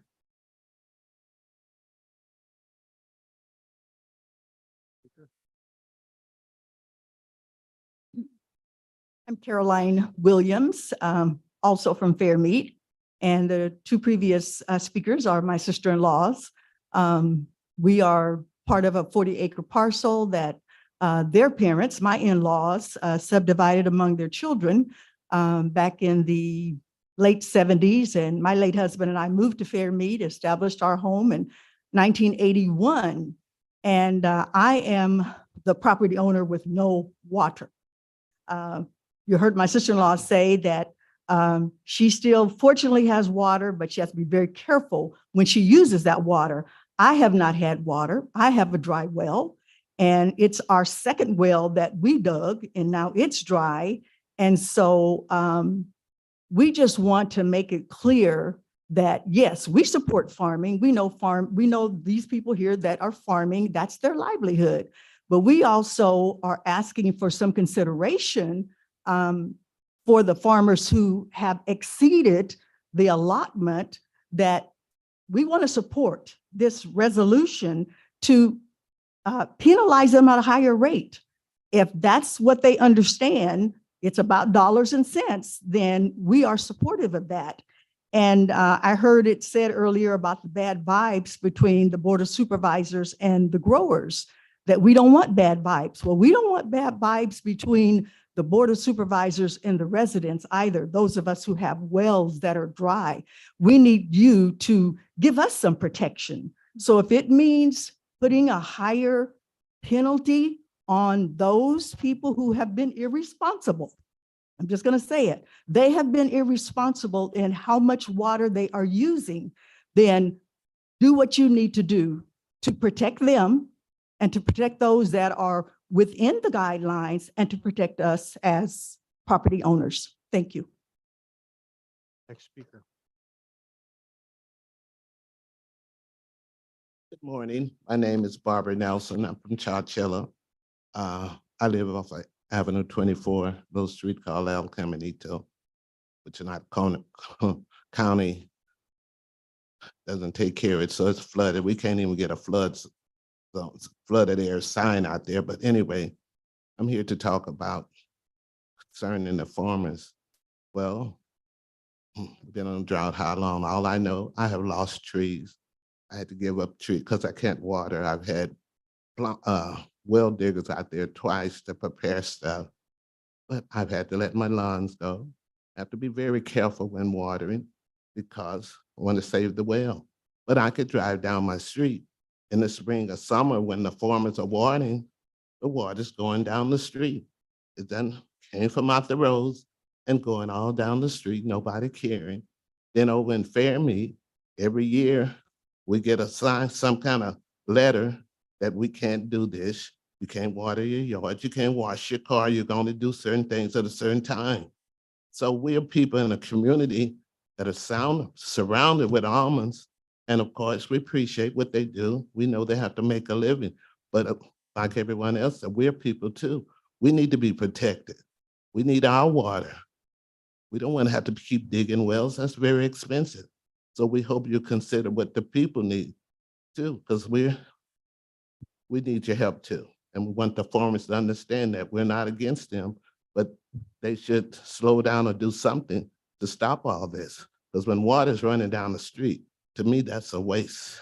Thank you. Thank you for your comment. Next speaker.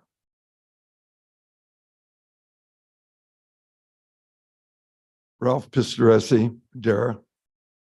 You ladies, I have the solution to your problem. I have a tank. I've got like 5,000 gallon tanks. I'll provide you with a tank, fill it with water, and you guys will have water. I'll provide that for you. For the time being, you'll have water. I could do that. But, you know, just coming and saying we're going to punish farmers, that's still not going to get you any water. But I can get you some water. I'll bring a tank to you. They're nice tanks. I'll put it up. We'll fill it up with water. If there's a way of putting water in there where your pump will pump a little bit, you'll have a supply of water. You'll flush your toilets. Guarantee you. So anyway, te voy a ayudar. Te voy a dar un tanque. ¿Sí tienes agua? Okay? Yeah, yo te ayudo. Okay. All right. What I want to say is this. First of all, there was an assumption that was made today that wasn't correct, that there's land, it's all going to go into permanent crops. It's the opposite. Permanent crops are coming out to go into crops that you can either plant or not plant. Because when you plant a permanent crop, you've committed to 20 years and a huge investment. So Stephanie, that isn't exactly correct. The opposite is actually happening. All right. Farming it's a deal, this thing of the penalties and the ongoing penalties. I heard the other day that in Delano and Arvin, which is in Kern County, that there were 4 table grape operations that have been in business for decades. I mean, 50, 60 years, successful operations that total 20,000 acres of table grapes. I don't know if you guys are familiar with it, but it requires a whole bunch of money and labor to farm table grapes. Pruning, tying, shoot thinning, leaf pulling, bunch clipping, then the packing and all of that. In other words, there's communities that are going to be devastated just because 4 operations went out of business. Then I heard up north, a huge almond processor, grower and processor is bankrupt. Farther north, an almond, walnut, and dry fruit company finished. Okay, That's just the beginning. That's just what I heard. All right. We need to consider what is going to happen in Madera. Because I want to tell you, Delano's going to suffer. Madera is about Delano's size. When all these people that are tied to agriculture, 80% of these communities are tied to agriculture, and they can't go to the store and pay the bill for their groceries, it's not good. You need to take a full view of what your decision does. But one of the reasons these people are going out of business is because of things that are happening like here today. When you send out the message that we can impose a $500 a penalty, we can tear it this way, we can tear it any way you want to tear it. You've sent out the message to the financial people that, you know what, you can't depend on anything in Madera. You don't loan any money to those farmers. And then you don't want to have to worry about anything because no one's going to have any jobs. All right. That's how these big companies go under. And it isn't even that you have to do what you're thinking of doing. Just the mere fact that you've thought and considered doing it is enough hesitation that you put in the mind of these bankers to stay away. And you will devastate this county and a bunch of farmers with it. And the thing of it is this, there are property rights that are involved here. All of you people, there's property rights. If you folks want them to take away our property rights, they're going to take away your property rights. You need to defend us like we need to defend you. See? So we're all in this together. That's why we have to help each other. All right? So when you're in this position of power, realize what you're doing, realize the consequences of what may result from what you're doing. Okay? All right. Thank you. Thank you. Thank you for your comment. Next speaker, please.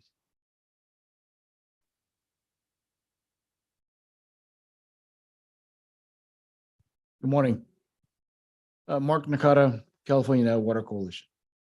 I'm going to pick up a little bit where Ralph left off.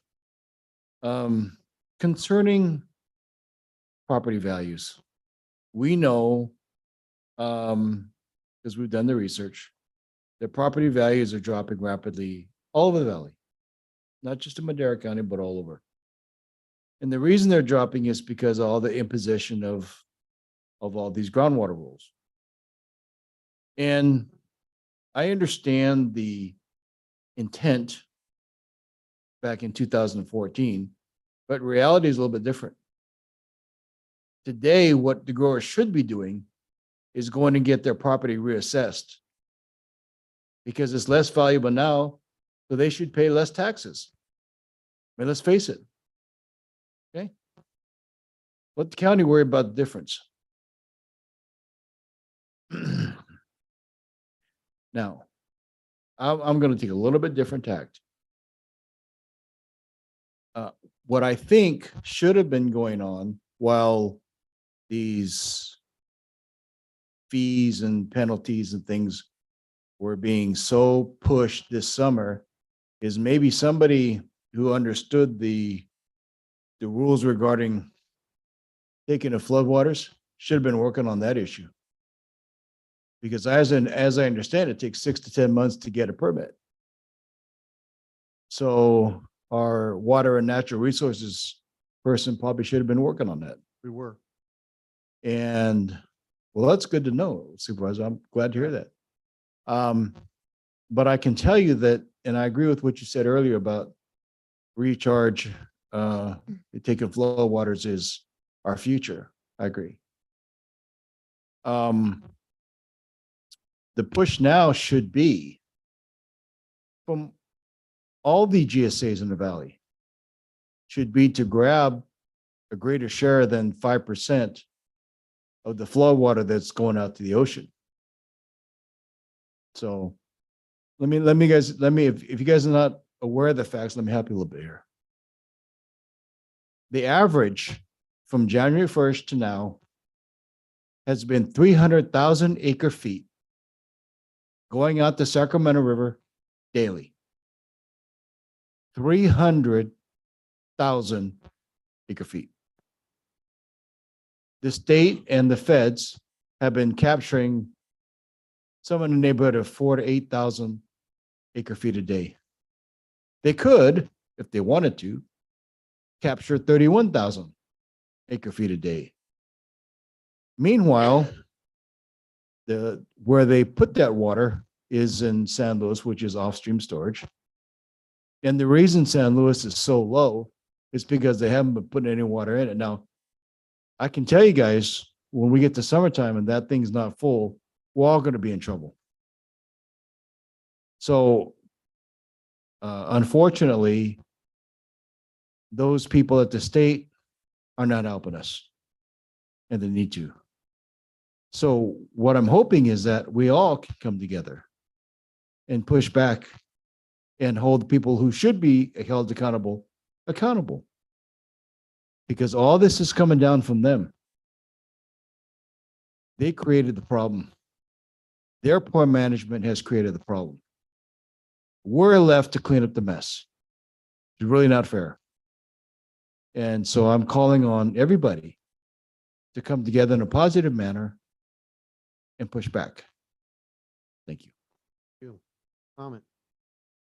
Any other public comments? We do have an online. Devin, did you want to speak on 7A? Yes, I would. Go ahead. Go ahead. Thank you, Chairman Rogers and Board of Supervisors. I just, one thing that to me was glossed over is the fact that I just want the supervisors to remember a lot of us growers. Can I stop you for a second? Can you give us your name and where you're from? I'm sorry. Devin Avilas with Agro Cooperative in Madera County. Thank you. One of the things that us growers had to deal with this year in 2022 was the fact, and Stephanie showed it, there was a potential of the $500 penalty along with fees. So when you start looking and thinking about why people were cutting back on water use, that's a big reason why. If we don't think about some sort of penalties and have some way to charge people that are overusing, you know, in 2023, you're not going to have a very high penalty and you're not going to be paying any GSP fees. So you may just have the opposite coming into next year. We also have to remember that as of right now, the GSP for Madera County is not approved by the state. Now, I know some people have said, hey, you know, let the state come in. Yet we're hearing comments that the state can't even handle the flood flows right now. We should be utilizing all this water, but we can't. We can't touch it because nobody knows who has rights, who doesn't have rights, or you can't get a right, or you can't get a permit. So my fear is that, you know, we have to be consistent. And I think, you know, I agree that there has to be a penalty. Really, the lower the penalties benefit most of us growers. But I'm sitting here and telling you that I don't think that is in the best interest long-term for the GSA. I also like to make one other comment on the tier schedule. You know, when we had Fresno State make a presentation on meters and other sources, there is, I believe it was around 10% margin of error. So I do think that we do, and I think Mrs. Beckstead made a comment to that, is that we really do have to think about there being a margin of error with a lower fee or keeping it low, because there's always going to be a margin of error. Thank you for letting me speak. Thank you for your comment. Appreciate that. Next speaker, please. My name is Makhan Singh. I am the farmer in this Madera County on this west side. So I have a couple of things to say. One thing is that everybody knows that we are short of water because of drought, no rains. If we trust in God, we should pray God to make more rains. Like this year, God blessed us, right? So if we have more rains, then maybe the problem will be solved. And the other thing is, if we have to recharge, we have to recharge in the mountains so that water flowing this way, west or south, comes to our fields also, our homes also. If we recharge on this side, south or west, water will go this way. Because it's not a standing water, it's a flowing water that we draw. Everybody draws. And the other thing is, like we were talking about, Ralph also said, the prices of the land, prices is coming down. How about the property tax? We will lose property tax then. We are paying property tax on the price, right? And then if we stop farming, permanent farming, there will be no almonds, no grapes, no pistachios, nothing. We are paying for the improvements also. Then there will be no property tax on that. And farmers, when they get bankrupt, they will try to move somewhere else. It will be barren left over here. And how much property tax we will be losing and how much fine we will be collecting, we should have a mathematical calculation on it. So we are buying tractors, machineries, we are paying sale tax. How about that? How much money we will be losing that way? Our processes, they will stop. How many jobs? Farmers will stop. How many jobs will be gone? Most of the jobs in this San Joaquin Valley is farm jobs. People work in farms and they pay taxes. And those people who are homeless or jobless, they get money. And they should think it over. This water problem is not caused by the farmers only. It's caused by other people also. Because farmer, not even a drop is wasted. Yeah. And everybody when uses water that goes into sewerage, never comes back. So we should think it over. There are so many things like this. Think properly, think positively. Yeah, that's all I want to say. There are so many other things to say too. I think you are more intelligent, you more understand of this problem. Try to think it over positively. Okay, thank you very much. Thank you for your comment. Appreciate that. Anyone else have a comment? Do we have any other comments online?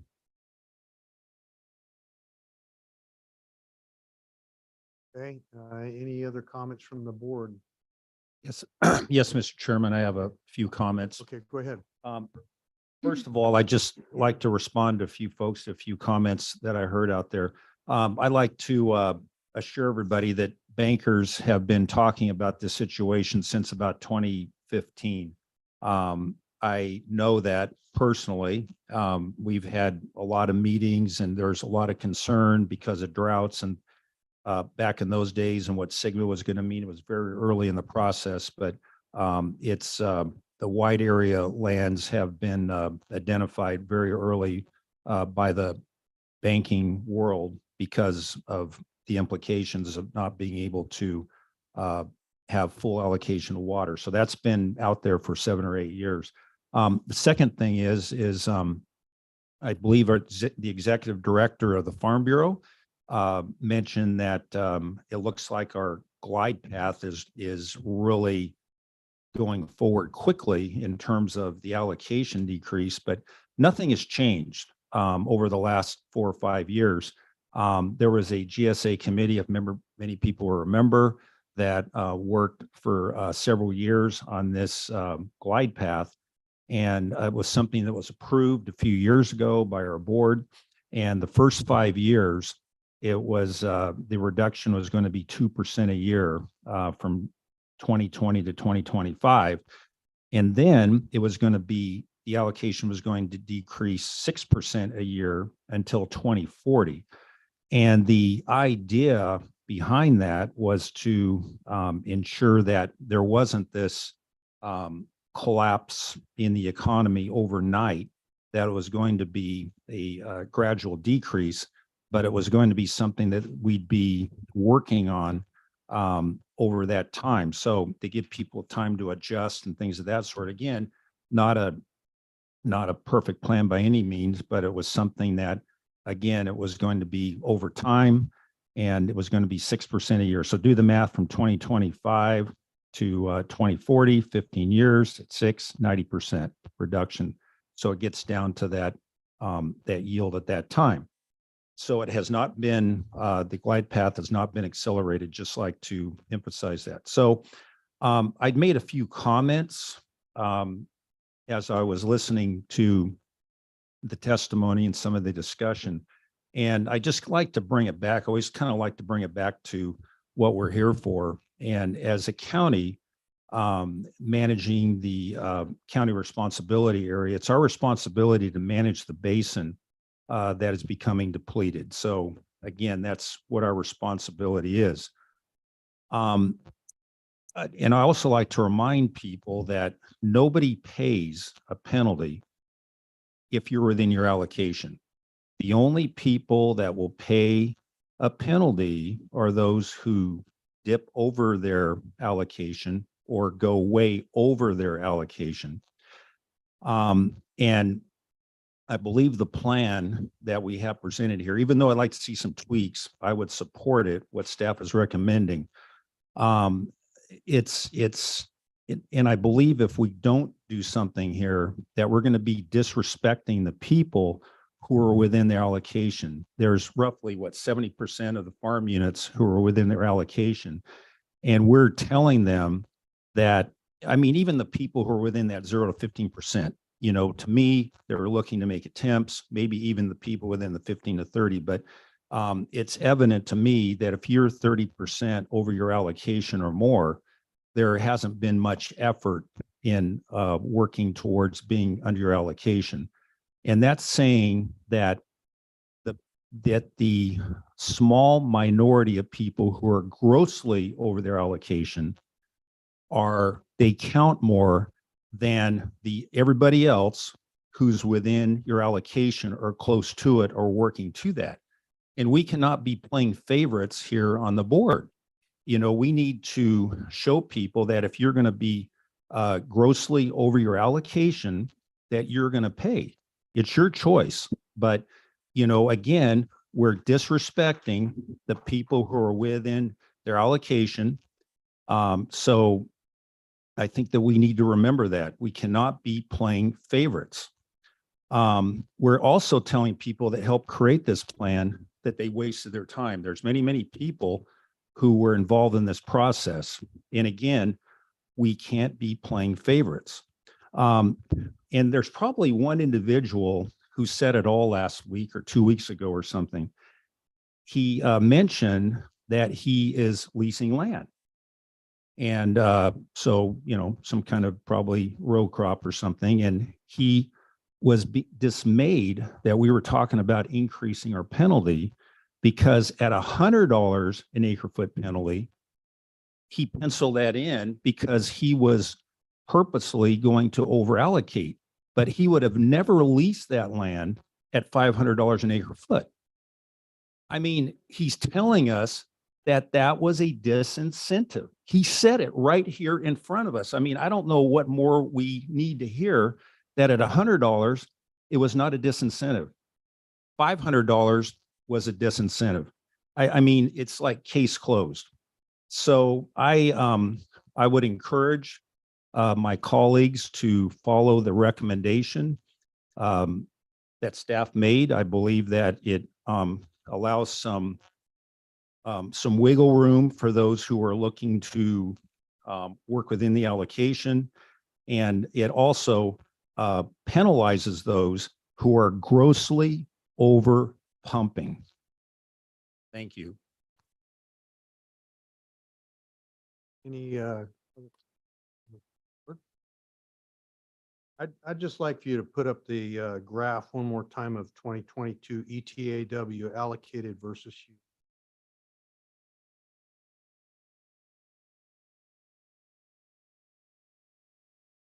Sure. This is the slide. This shows that most people are under.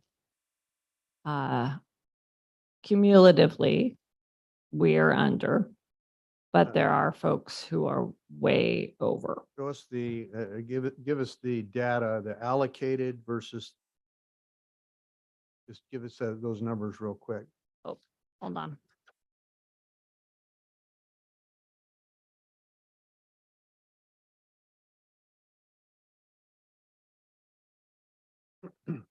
In Chowchilla, 85,000, roughly 1,000 acre feet allocated, use of 72,000. And in Madera allocated 195,000, use of 160,000. So in general, we are under. But then when we look at the distribution, we have a lot of farm units that are in this category of being over. And that's why the staff recommendation is to look ahead at those folks who are more than 15% over and look at increasing the penalty. So when will the penalty increase to $200 an acre foot? Under our current plan It would increase next year. next year. So that's 2024, January 2024. Yes, the allocation and penalty are by the calendar year. This year it's 100 per True. acre. Yeah, thank you, Mr. Chairman. More of reiterating some of my previous comments where we are still in the first year of this. Obviously, ERWatch has changed calculations a couple of times. I think this is a moving target, and I think we're getting better the further down this road we go. And I think 15% reduction is considerable. It's a considerable reduction. It shows that there are a great number of growers that are trying to do the right thing. And I think next year, we're going to see that even better because people are learning how the system works. I received, and I know several of us have received complaints about ERWatch prior to those adjustments. And there was a lot of uneasiness out there. And I think us, I'd like to reiterate this again, I think us moving the goalposts when this was already set in September, I think the natural progression is people are going to calibrate and get within their allocation. And I think to change that on them for this year is onerous, because I think us as elected officials, I think it's clear the state has been neglectful in doing what they need to do for proper water storage and transportation of that water. And they leave the bag on the counties to try to fix a problem that the state should have solved. So it's onerous on us as elected officials to work just as hard, if not more, to lobby the state to try to fix water issues in conjunction with saving our basin as well. Because if it's a race to the bottom of the basin, we all lose. And the farmers understand this, the growers understand this as well. And I think we've heard from several people that they've made adjustments, and there are a certain number of people who either are uneducated or don't care or are penciling it in to to their cost benefit analysis on their crops. But I do believe that we are going to slowly weed those people out, and I think within our allotted time frame of getting to that sustainability period, we're going to get there. And I don't think that changing the penalty right now is necessary. The penalty that we do receive, there obviously is a domestic well issue, and I think that those penalties assessed on those who go over their allocation needs to go towards mitigating those domestic wells. It's not a penalty just for the sake of penalizing people, but it's going towards solving a problem. But we, as a board, as elected officials, need to work very, very hard to lobby the state and push for more water projects, more groundwater recharge, and fighting them instead of just trying to have a circular firing squad with our own county residents. And one other thing, Chairman, if I may. Go ahead. Ms. Beckstead, I do think you are absolutely correct. If we're seeing a variance with Land IQ, 6%, I do think that there needs to be some sort of exemption or variance based on what is shown. Because if people are within, 5 or 10% and they're showing to be a variance, obviously that variance can go either way. But I think that's something we need to look into as well. You alluded to something I think is really important, and that is that if you're going to impose penalties, this is a thing I already have addressed over and over again, but you brought it up again, and it's so important. It's like using a radar gun that's not calibrated, and you're going to penalize somebody for going over the speed limit when you don't know if they were really how far over the speed limit, or even if they were really going over the speed. So you gauge you got to have an accurate measuring tool, and you got to know what it, and we're dialing that in, but we're not there yet. We're getting there, and we have 3 options. We've given people 3 options to negate any problems on their own and work through that.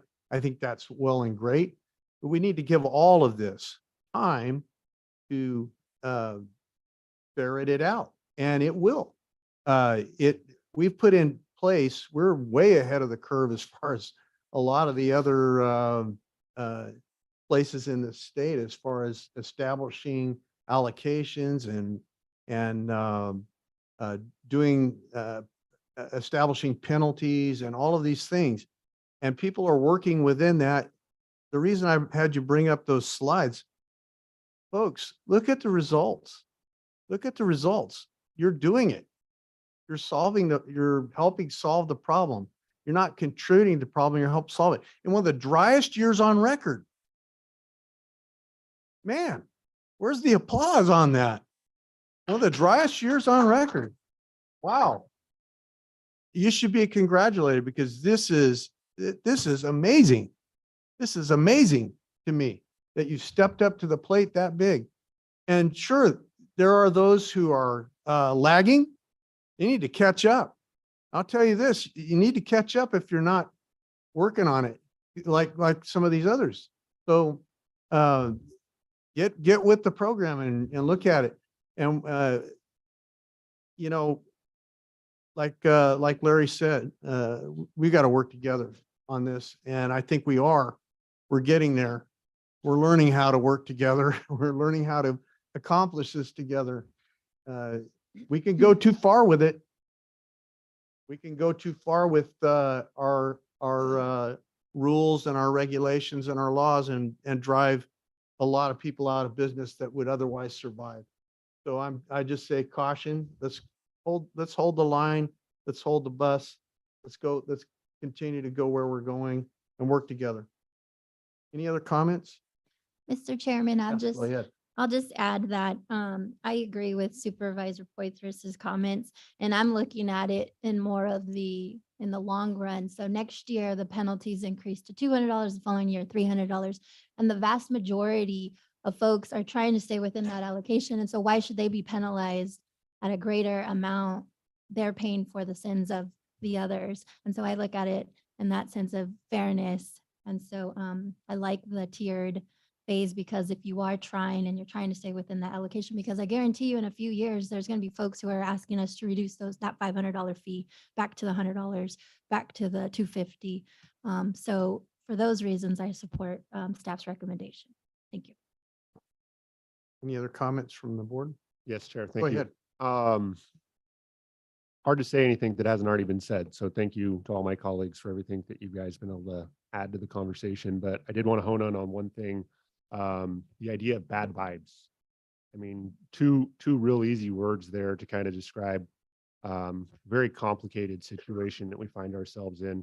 All these people in this room moving towards similar goals, but seemingly trying to find different pathways to that end.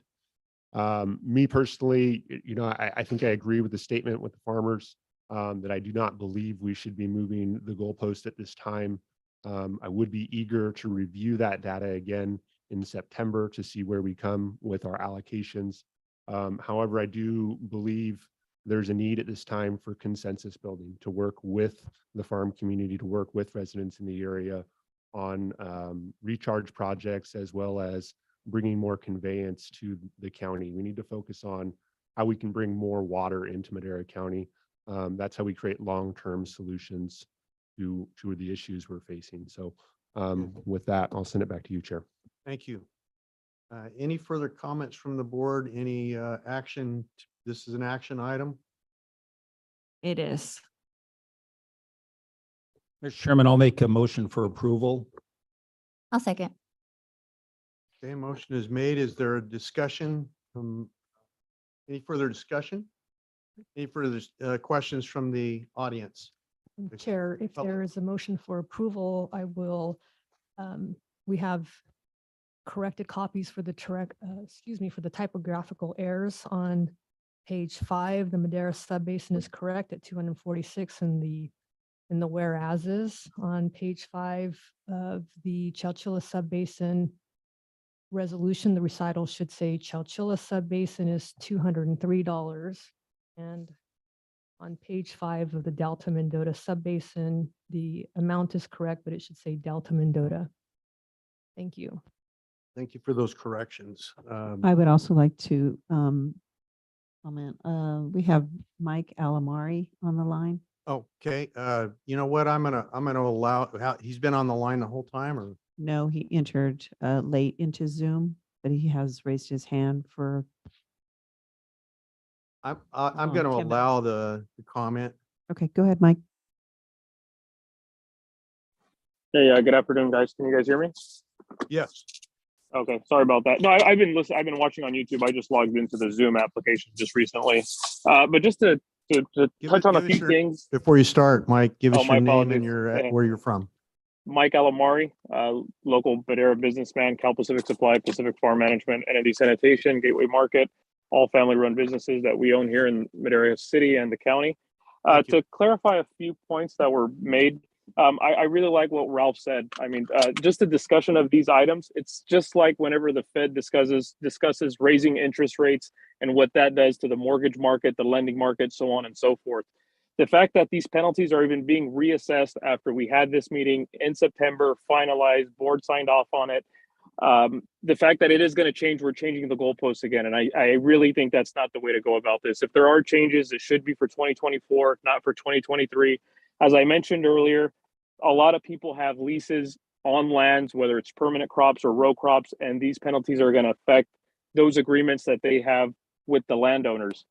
In terms of myself, I did mention last time that I did want to lease land to plant row crops. There was a small possibility we were going to overpump, and I made the bid in the lease to agree to pay for any overpumping costs associated of my use of the land for that specific year.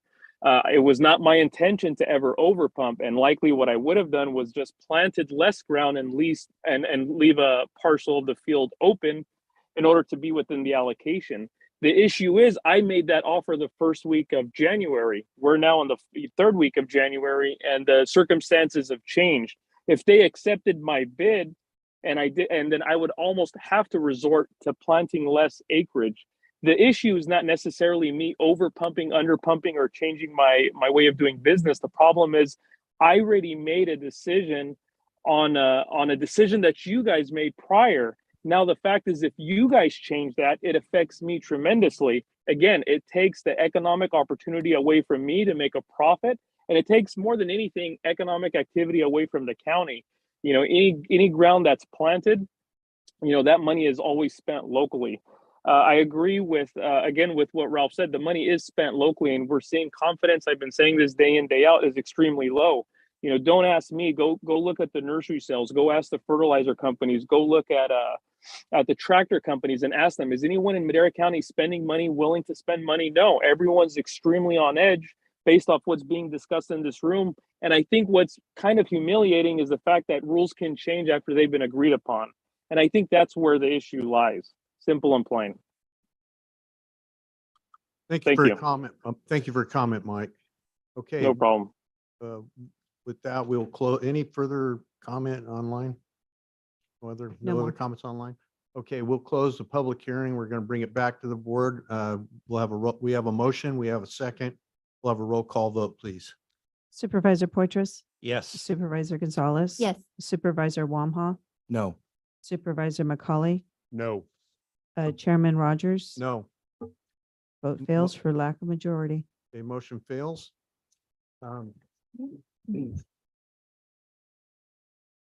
So we'll encourage everyone to continue down the path of reduction. And I would suggest too that along with outreach to these people that are over their allocations, that some of the associations and others might reach out to these people and say, hey, we're in this together, and we've got to get you where you need to be. So how can we do that? I would appreciate that, and I know we would all appreciate it. Okay, so item 7B. 7B, discussion and consideration to adopt a resolution adopting a policy for groundwater recharge credit to be applied to groundwater allocations for the Chowchilla, Delta Mendota, and Madera subbasins. Good. Good afternoon, Mr. Chairman, members of the board. Stephanie Magnuson, your Director of Water and Natural Resources, here for your presentation on recharge. I'm ready to share the screen.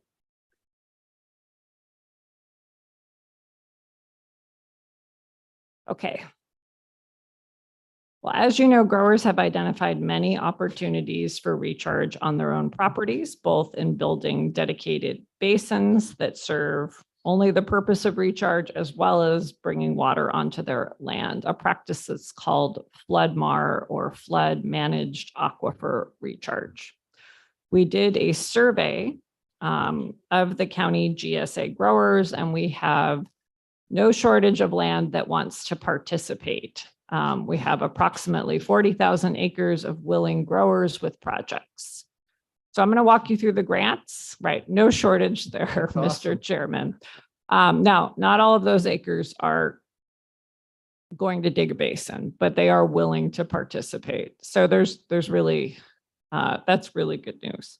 So we've applied for grants that have worked with some of the easier or low-hanging fruit projects, building on previous work done.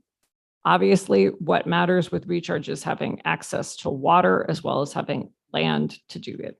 So the keys for recharge include, is it legal to take that water? Is the soil useful? And of course, in many cases, the soil has been altered in a positive way that allows for better recharge. So we don't just use SAGB or soil mapping.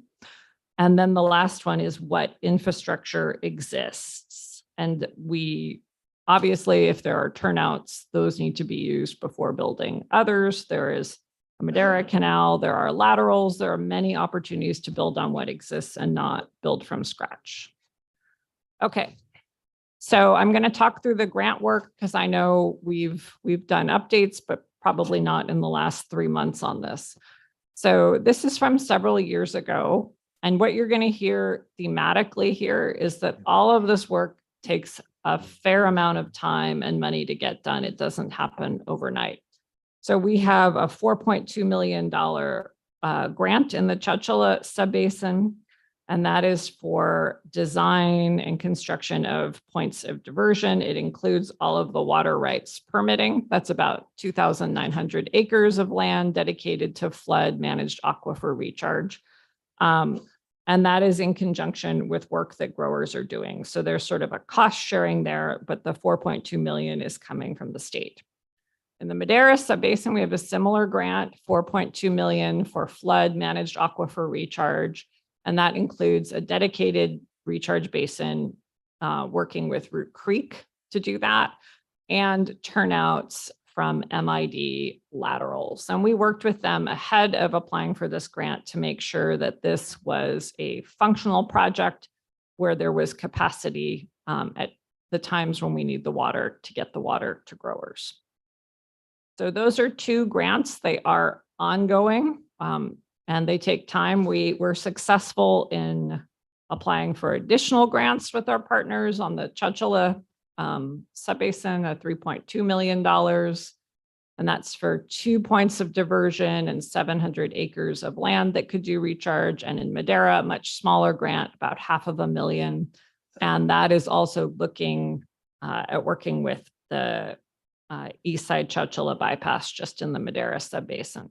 So a lot of that work is going on and funded by the state. It does not solve the entirety of any of these, but it is ongoing.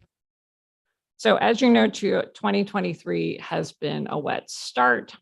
There are many landowners on the bypass, and the Lower San Joaquin Levee District has allowed for them to take water, but there is no legal basis to generate a credit as the county GSA.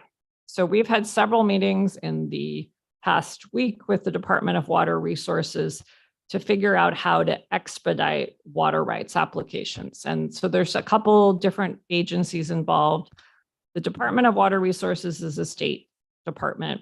The State Water Resources Control Board is a state board, and they are the folks who actually do the approval of water rights permitting. And I mentioned last time that floodwaters are unfortunately often treated like the types of surface waters that you can appropriate. So whereas floodwaters are extra, they're treated as if they're not. So we are working on a temporary water right on the bypass right now. And we are attempting to use the flood conditions to look at a potential additional right using flood control infrastructure. As you know, we are the flood control agency, and we have thresholds for each waterway at which it becomes flood water. And so what we're exploring is, can we use our flood control authority as a way to give that credit to people? So I think that's very clearly in the direction the board intended when they moved flood control to our department, because we do see recharge as the way ahead.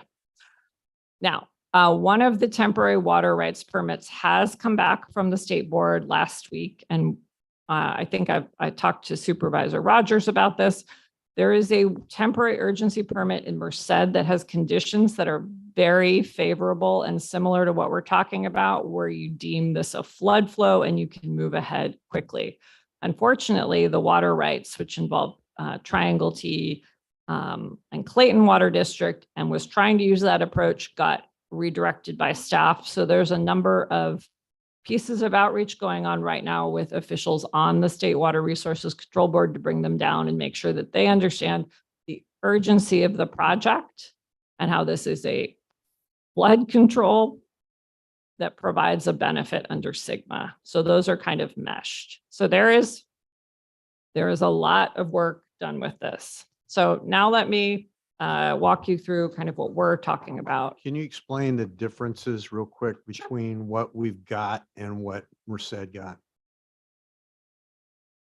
Sure. So Merced, using Mariposa Creek, has a temporary urgency permit that allows them to have regulatory relief from some of the elements that are more burdensome. Like So fish- that includes fish screens, which are required by the California Department of Fish and Wildlife for taking water off the bypass. I really don't want to have that discussion, but Right. that is a thing that is often required in this permit.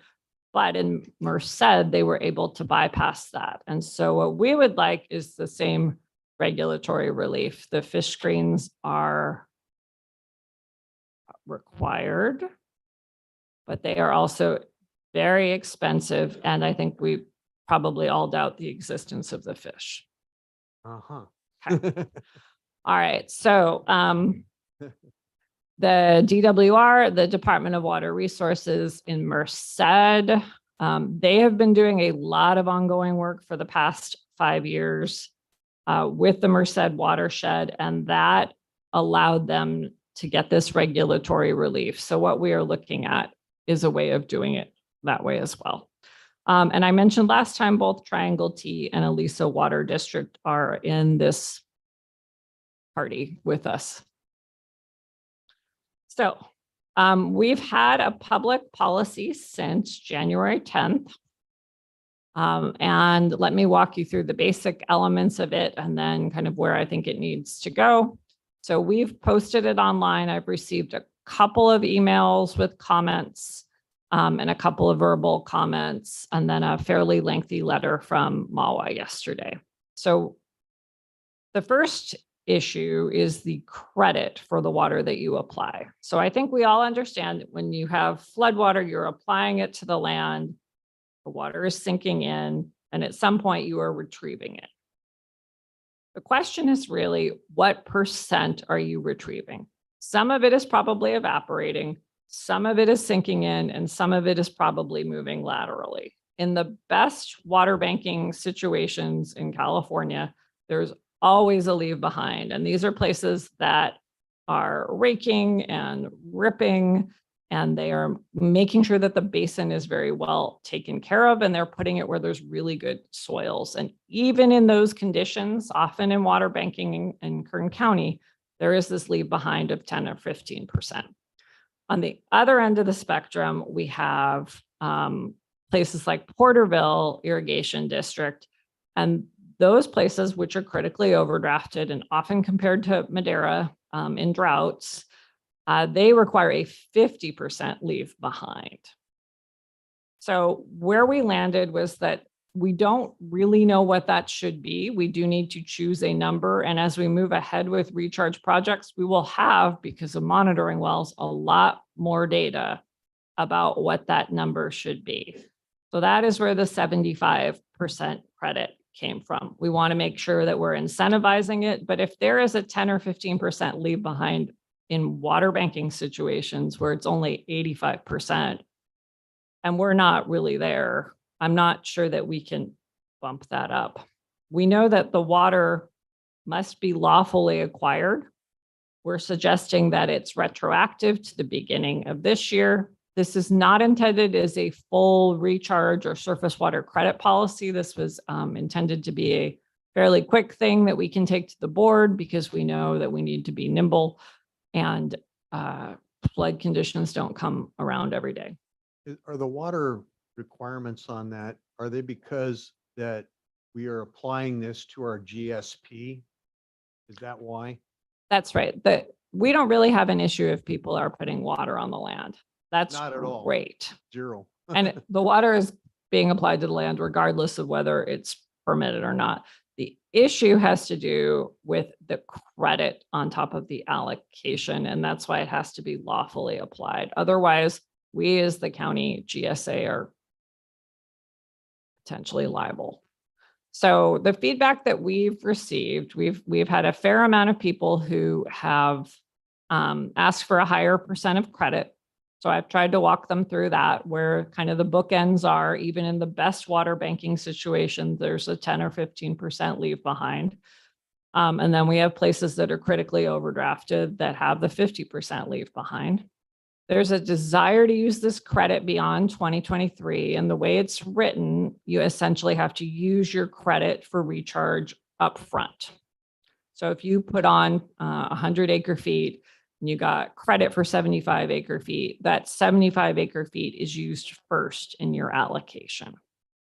So I don't think that there is a way for someone to apply more water and get a higher recharge credit than their allocation. But if someone has that case study, I would love to hear about it. We can number crunch and figure out how much water is going on and all of that. So the credit, the way the policy is written, has to be used within 2023. We did have people who, understand that we're trying to act as quickly as possible. We did receive a MAWA letter yesterday, and I reviewed it with Mr. Rice. I don't have time to make those changes. So I would say we should continue this item at another point so I can address some of the legal issues. I would need a couple of hours and time with Deputy County Counsel and some time with engineers to look into the issues raised. Some of them were relatively minor language issues, but we spend a fair amount of time on these policies to make sure that we bring you something that's the most solid. So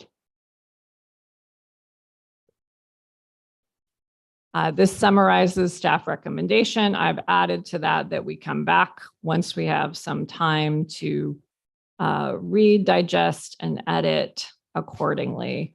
But the key piece is it's retroactive to January 1. It's a 75% credit. You'll note that little bullet up there. I honestly think we may have different values in different parts of the county in the future. We will have, yeah. But that is a starting place for an emergency policy. If you're taking water, it requires metering. It requires the legal right to take that water, a receipt for purchase, as well as an agreement. And I understand there was some confusion in the policy about the way agreement and contract were used kind of interchangeably. So we can clarify that if we revise. And then it's requiring, as you know, we don't have funds for this. So the landowner is responsible for permits, easements, conveyance, all of that.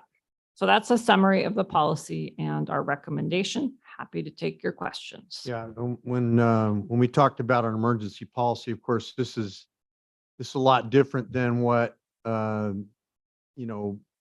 we hope for as an ultimate goal, to be able to take flood waters as they are without onerous rules and regulations involved, and the county get the permit, the people be able to piggyback off of that.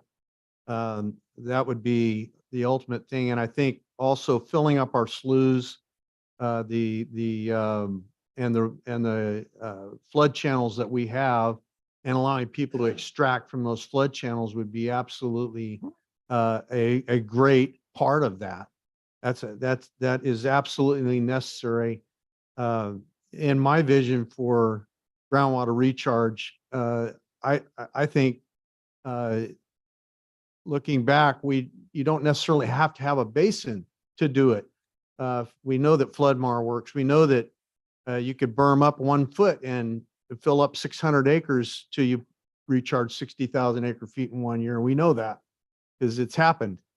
And can a person recharge their entire allocation for a year? I say they could probably recharge more than that. I know that it can be done, and I envision it being done.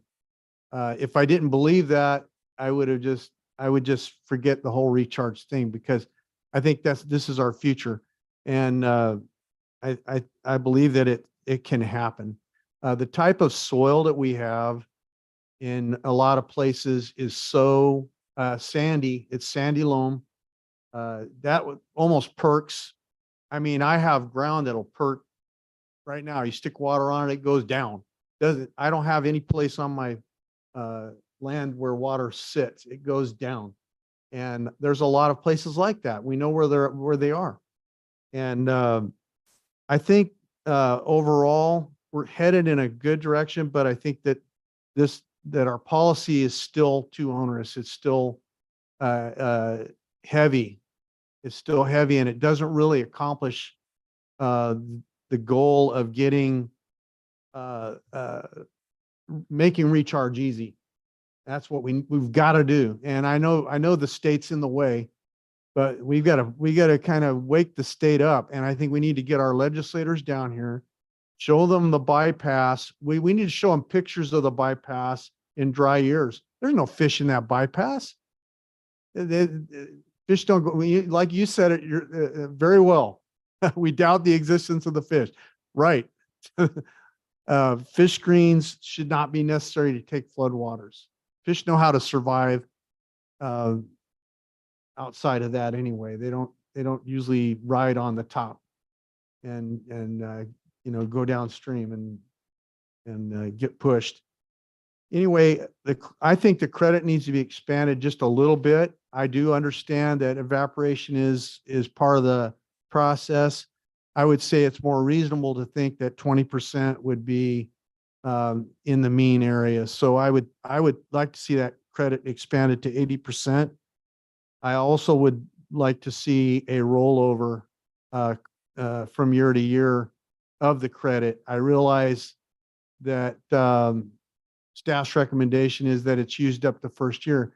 But in the case where I do believe an individual can recharge more than their allocation, we're not giving them an incentive to do more every year. you got to have the incentive.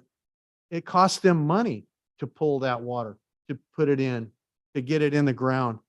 And since this is a solution-based thought, we need to make the solution as easy to do as possible, make it economically viable. We've got to do that. There's no ands, ifs, or buts about it. This will help us, not hurt us. It will help us. It doesn't matter how much they can put in. If they can use it, they're not using their allocation. They're not using other things. Can a person recharge enough to get through a drought year? I think they will be able to. And I believe I could prove that scientifically. This is a question I asked my my dad, who's a civil engineer, who his principal business was groundwater recharge. That's what he did, groundwater recharge projects. So I asked him, I said, can it be done?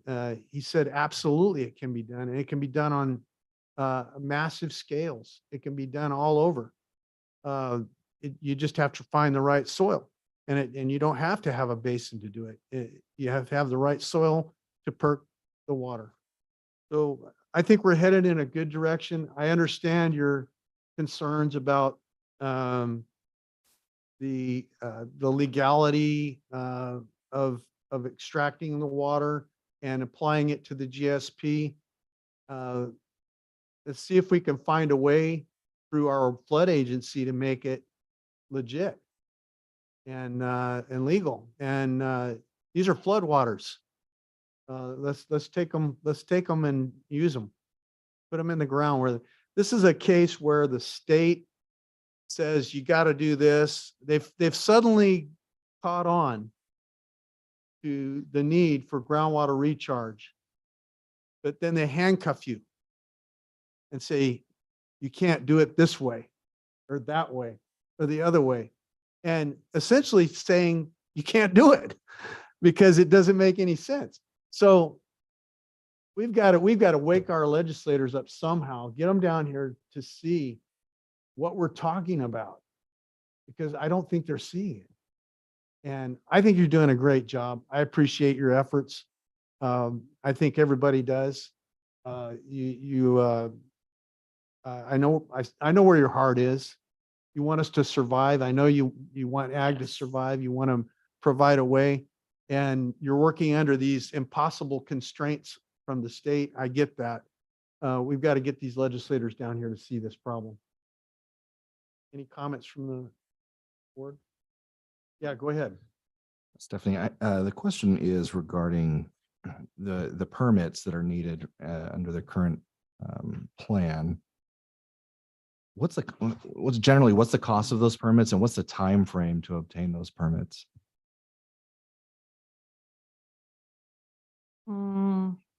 If we're able to do the Merced approach, I think you would be able to just do permits to the Central Valley Flood Protection Board, which is the agency that oversees the bypass. If you are doing this kind of larger, like we're doing with our grant work, you're going to need those permits. You may need some CEQA work done. You'll need some permits with Department of Fish and Wildlife related to the fish screens, and on a separate issue that they may have a better relationship with us now, but to do anything in a stream bed took us 6 or 7 years. So where you're seeing the success in Floodmar is people who started 5 years ago. So what we're trying to do is accelerate that as much as we can. But the success is that Red Top Landowners Group that Sarah Wolf runs that was funding some of this early work. And so when we've applied for grants for the same work, we've built on existing work, because to your point, none of this is fast, but it's all, none of the permits are county permits. And maybe you don't know. So absent those Floodmar projects, do you have any sort of idea, a rough estimate as far as time frame or cost on those permits? So with the grant work that we've done, those permits have been applied for. The Central Valley Flood Protection Boards, I think, were $2,500 each But for, I mean, just for a random grower to. for a random grower. I to mean, apply so for, and so time not frame a- and cost for a random grower to pull those floodwaters. So if a grower was not in a group and was going to start this work on his or her own, I think you're looking at least the CDFW and the Central Valley Flood Protection Board and probably a couple $1,000s if you were going to try to do that work. And that's a temporary pump. Yeah, it's only 180 days. Yeah, that's a temporary urgency permit through Right. the State Water Resources Control Board. Yeah. And even with and- that, you have to have fish screens and you have to go through all the. Unless we can use this Merced approach. I mean, Okay. the easier way into this is to buy water from an irrigation or water district that has a canal where you can legally take the water and you can put a temporary pump in. That's an easy thing. There's no fish screens involved. It's a canal. You're not going to have the Central Valley flood protection involved. So that's the easy scenario. The bypass, although it provides the biggest volume of water, is also the most regulatorily burdensome. But easy fix, if you are close to a canal, call the people who have water that runs through there and see how much it would cost to purchase it. If you don't, you're in a different bucket. We actually have a sheet that runs down the permits that I can. Any other questions from the board? Okay, I'm gonna take it out to the public and public comment. And Chair and members of the board, if you do take staff's recommendation to delay any vote on this, this is not a noticed public hearing, meaning in the newspaper. So there would be no reason to make a motion to a time and date certain. Right. It would just be direction. And then also hearing the comment about the word emergency, perhaps the word urgent is better. And we'll also look to analyze that in the policy versus what's on the resolution, which I don't see the term emergency in the resolution adopting the policy, but something else we will look at. Right. Thank you. Okay, come ahead. Hi, Larkin Harmon, farmer and resident, Madera County, out on Road 1, west side. I just wanted to make a couple comments on the recharge. We're near the bypass. Our district is a part of the rights package that Stephanie was talking about. And we've been very involved in the whole Sigma process since the beginning. And 90-10 split has been the numbers that have been floated the whole time. And so 75-25 split is quite a difference from that. I understand the leave behind, but from our standpoint, it's very costly to run these pumps. It's very labor intensive to make sure that they're clean and things are run correctly. And so, $5 diesel, I mean, et cetera, it adds up. And we're really trying to get as much water off of the system as we possibly can. And so incentivizing more credits back to the farmers, I think is a good idea. And that would encourage more recharge at an aggressive level. One of the other comments I'd like to make is on, it's already been mentioned on the rollover. I think it's very important, like you're saying, we should be able to take off multi-year irrigation water and recharge it. And so being able to use that and not forfeiting it back to the basin, I think is a good idea. In tandem with that, I think that the board needs to consider a free market approach. Instead of taking 25% and allocating it back to the county, why don't you let us be able to shift our credits around and buy and sell and trade credits so we can get them to where they need to go? Because people like me may be able to take off more than we can use. And there's other people that are landlocked that don't have that ability. But if I have to pay for the water, if I have to pay for the rights, if I have to pay for the diesel, if I have to pay for all these elements, and then I just forfeit it over to the county and it's not helping somebody else get in water balance, is that really achieving what we need to achieve? I kind of don't think so. I think that there needs to be incentive on both ends. And I'm willing, to do my part, make sure that the water gets diverted, but somebody else is maybe going to need that credit in the future. And, to recoup my costs and our efforts, I think, if we would have the ability to shift credits around within our basins, I think that would be a great idea. And I'd also like to point out just I think Merced, you know, if Korea is maybe our cousin agency, I would say Merced is our sister agency. I farm on the county line, so I'm pretty involved in both subbasins. And as of yet, they don't have any penalties and they don't have any allocations yet. They're working towards that, but a lot of times I've noticed in the Merced subbasin, they kick some of these ideas that staff have back to ad hoc committees of farmers and let the farmers kind of toss around the ideas and see what we can pull off. What can we add to that value before they bring it to the board? That way, maybe we're navigating some of these problems before it comes to you guys, and there's 300 angry farmers in here saying, rah, rah, rah, we can't do that. So maybe on the front end, if we got some of that done by the middle of summer, you know, we can work these things over, propose ideas in summer, then that way, come fall, we can all get our schedules set for the next year, and we would be able to plan and have some stability. Thank you so much for hearing me out. I really appreciate it. Thank you. Thank you for your comment. Next speaker.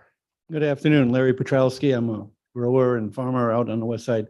3 days ago, I was going to fully support this policy because I am 100% for recharge. But then I got the details of the policy. Okay. The farmer has to obtain the permits, and you asked about the cost. Just the simple cost, it starts at $6,000 and it's only good for 180 days. That's the temporary 1-year temporary permit. You have to reapply for that every year, and it's $6,000 every year. Okay. When I read the details here on here, okay, your item 2C, when you talk about including representation that the source of water is permitted for underground storage within the county GSA. That's a rare bird. You have to really get a special permit, and there's not that many of them. So when I have to prove that it's going to underground storage, I have to have all these other forms that I've got to prove I'm going to be taking that water back out.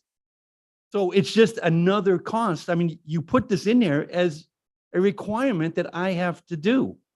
Okay. You know, and it's funny, the state water board has said that ground recharge is not a beneficial use of water. Okay. So the problem we have here is one agency, one government agency are fighting everybody, and the farmers are in the middle. Okay. I can't do things because the state board, because the San Joaquin Water Pollution Control Board, whatever. Okay. Another thing in here, item 5, no recharge on dairy land. I'm out of luck. I got 6,000 acres that I'm currently recharging on, and this policy will not allow me to recharge. I'm getting dumped on with flood water. And I was hoping to get recharge, some sort of recharge credit for it. It's not going to happen under this policy. Another one is no farm recharge shall occur on agricultural fields that has fertilizer applied within the last 3 months. I think a lot of almond guys put on compost in September, November, December. We're out. All that ground's out. The problem with this is all this stuff is put on me to obtain. I will not get this permit in 6 to 8 months. This is an emergency recharge policy. 8 months is not emergency.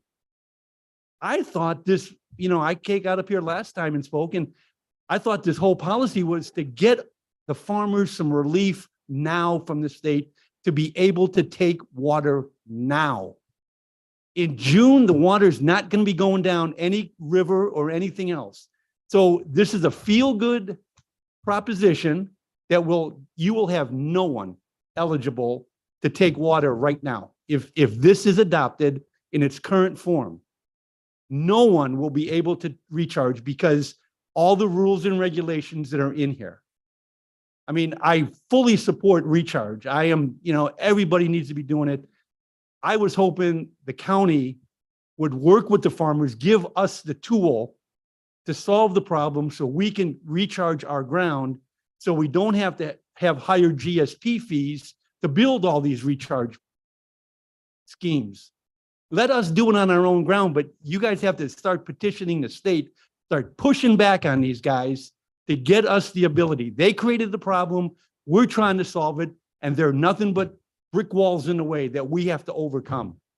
So this policy is, in concept, it's great, recharge. But as written, there's a lot of restrictions in here on the farmer that we will never be able to accomplish. Thank you. Thank you for your comment, Larry. By the way, before the next speaker, I just want to thank Stephanie and Matt Treber for going out and viewing Larry's property. I want to thank Larry for allowing us to go out there and look at all the water and how he's developed a system. And I know he didn't want me to say that, but he doesn't want to be on the radar. But I think it's important that people understand we're trying to work toward getting this done. Anyway, thank you for doing that. Afternoon, board. My name is Carson Simon, farmer here in Madera. I just kind of want to echo a lot of what Larkin and Larry had to say. Now that the allocations and the penalties have been voted on, I feel like the groundwater recharge policy for the next 15 years is what needs to be decided now. A lot of other people, not just me, are stuck, don't know what to do, what the policy is going to be. Do we build for recharge for that 1 year? Are we only going to be able to use what we recharge that 1 year? Or are we going to be able to carry it over? If we really want to solve Sigma, it's going to be a lot about big projects. You could talk to a lot of people. We got diesel pumps running out there, but when you add up the numbers, it doesn't really add up for 3-4 years when these flood flows, or especially the bypass, it averages 3 times in a decade. So our focus over there should be pulling off enough water to use for the next 2-3 years. But it's tough to convince growers to put those type of capital expenditures up when the county hasn't been thinking at that level yet. My family personally, we already have $100,000 invested in filing for our appropriate water right on the bypass, but we're stuck. Our application is stuck because we don't know, do we build facilities just for 1 year? Do we build facilities to then carry over that water? And on top of that, the appropriate water right, which is, something that's tied to land, is an 8 to 10 year process, what we've been told, but we don't know what to do. Like I said, the county just has not drafted the policies. So that's why I'm asking, now that the penalties and allocations are done for this year, this should be the next order of business. It's not something entirely new. There's a lot of banking projects, of banking policies up and down the state. I know even Triangle T Water District, which is in this county, already has some sort of agreement set up with this landowners. And then to kind of go on the temporary water rights, yeah, even though the LISO Water District and Triangle T Water District have gone in their temporary water rights, they're actually not diverting underneath under those permits because of all the restrictions that have been placed on them this year. We had temporary water rights set up, but this year we actually passed on it because they were throwing on all these other things on the fish screens and all that. So we ended up passing on it because we didn't want to take on the extra burden, and you never know when that wet year is going to come. And even those guys have it, but they're not even divert under those permits. They're just taking the water. They don't know if they're going to get the recharge, but they're taking the water. Thank you. Thank you very much for your comments. Mark Peters again. Thank you, board. The policy, Larry Petrowski said it very well, is restrictive, and it pits grower versus the county again. And so my comments want to take a step back, and I think everyone at this point, and especially you, the board, need to ask yourselves, where are we? Where are we over the last 3 or 4 years, and how much progress have we made toward groundwater stability? And frankly, some very expensive plans were brought to you and approved. And what ended up happening is Chowchilla had a majority protest. Madera came close, but didn't make it under real strong odds that you can't, the way it's set up, but came close. And so Madera and Delta Minota have an injunction. And I don't know if that's better or worse. I'm not, it's stopped. It's all of our progress, everything that we're doing is at a standstill after a whole lot of work. And so board, it's incumbent upon you to take a step back and ask yourselves, as a county, as a GSA, as a wide area, where are we? And what do we need to do differently to move ahead? This is critical. Chowchilla's working hard on theirs. Madera and Delta Mendota aren't working. We have something out in the courts that's going to last forever, and that's going to get ugly. But my point is, as a board, take a step back, and it shouldn't be the GSA and now the board against the growers. It should be, how can we do it together? And I think the 5 of you need to sit down and caucus and say, we're not getting anywhere. There's a bigger picture to be done here. How do we get the growers involved? And just as the classic is, okay, Madera was $246 a year. And oh, by the way, growers had a lot of feedback into the plan years ago. That is correct. But they didn't have feedback when that came out at $246 a year. They would have said something differently. I'm asking you to think about the bigger picture on that, and create a new and better and faster direction to be successful. And I think the policy that's just been put in front of you is another example of restrictiveness towards growers when what we can't get done, when at this time we should all be working on groundwater recharge and not restrictiveness. And oh, by the way, Las Coyote Ranches has 5 miles of water next to us by the Chowchilla Canal, the Madera Canal, Dry Creek, that we would love to use. And so, but it's too restrictive. Thank you. For your comment. Ralph Pistoresi. Mark, you're so negative. No, I think everything's going to work out eventually. But I want to thank the board for voting not to increase the penalties. Because let me tell you, you have no idea what it does financially to these operations. It'll put them upside down just like that. And then we'll have another Delano and Arvin on our hands. So thank you for that decision. Regarding recharge, okay. We had a meeting with some dairymen the other day, and they said they were first in line to get water from the MID for recharge. The water never arrived. I investigated. Water never arrived because the creeks are broken that feed the canal system. And the reason the creeks are broken is because for 6-7 years, no one is allowed to clean all the garbage and the brush and the tules and the bamboos out of the creeks. So they break. They're not groomed and they're not taken care of. I think our natural resource department needs to couple up with maybe MID, Chowchilla, or whoever. And we need to push back on the Department of Fish and Game because this is not working. How are we going to? We should be having all the Madera canals filled with water. All the farmers should be taking water. I, on one of our ranches, am enrolled in a recharge program. I can't get the water. I got the pump right there by the ditch. There's no water in the ditch because the creek broke. See what I mean? We're not set up. We're not ready for it. So we need to put more emphasis on this. Larkin mentioned the percentage. I farm in semi-tropic. It's a huge irrigation district. They have a recharge program. 90%, 10%. 10% is a thing, 90%. So I just want to give you that number. I mean, they've done it for years and years, and those are the numbers they used. But the other thing that might be important to do, Larkin alluded to it, was if you have your credit go past a year, what I'm thinking too is maybe we ought to investigate, because if you're farming in different places in the county, there's some places that you could take water because it's available and you've got the ground to do a lot of recharge. Maybe there should be some sort of a thought process that goes into, if you could recharge heavy here, maybe you could take a little credit over here. See what I mean? Right.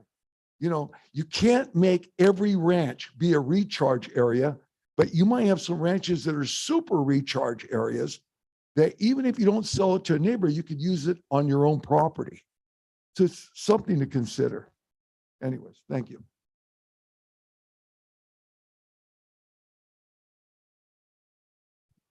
Christina Beckstead, Executive Director, Madera County Farm Bureau. I will go ahead and I think Ma will make their comments, but I will echo many of the sentiments within the letter that they submitted on behalf of Farm Bureau to Supervisor Wamhoff's comments about permitting the temporary 180-day permits that are supposed to be streamlined.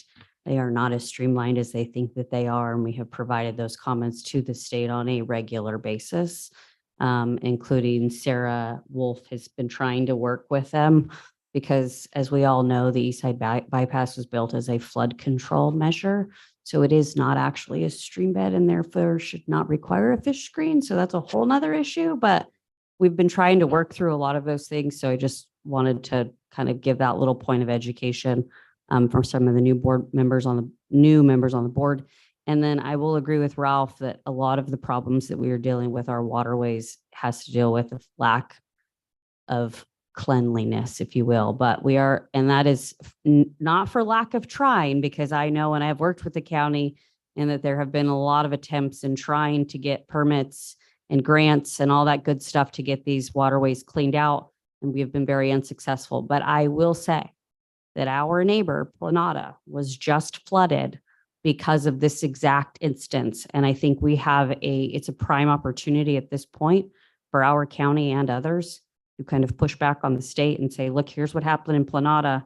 We're bound to face it here as well, and that these things need to happen. So for the Board of Supervisors to take some action there would be a good opportunity to contact all of our wonderful agencies at the state of California and tell them, come see, because the governor did come to Planada to see what happened. And as part of his water resiliency portfolio, I think this is one of those things that should probably be worked on. Thank you. Thank you. Any further comment from the public? Anyone online? We have two online. Noah Lopez, go ahead.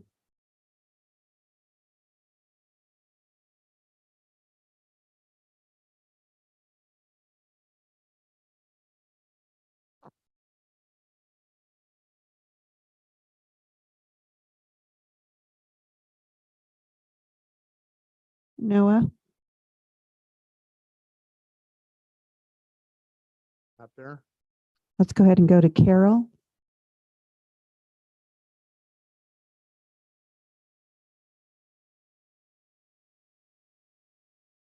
Not hearing anybody.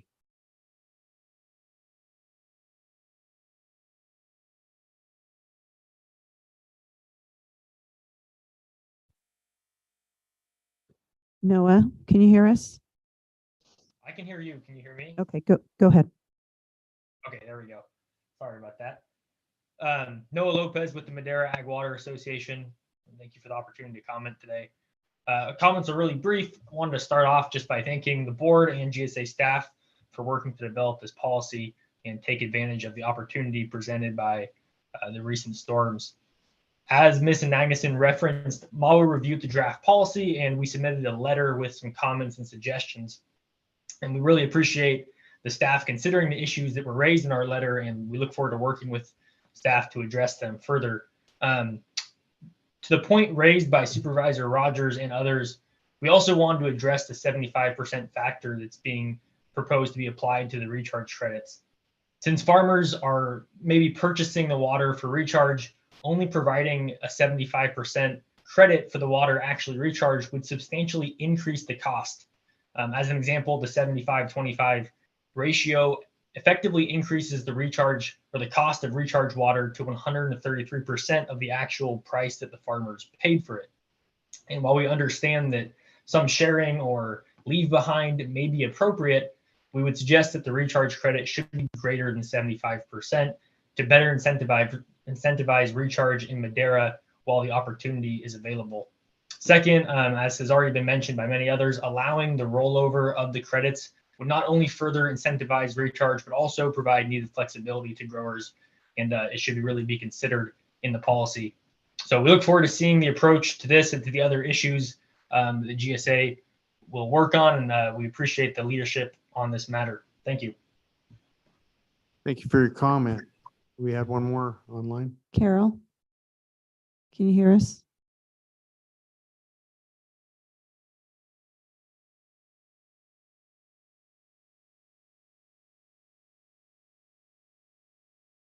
Okay. Yeah, she withdrew her Okay. request. Okay.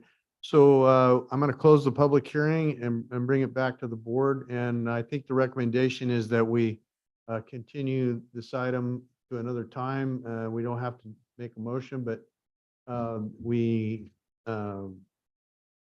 kind of consensus of the board here to continue this item and look at this policy a little further with the comments that have been made and look at the letter from MAWA and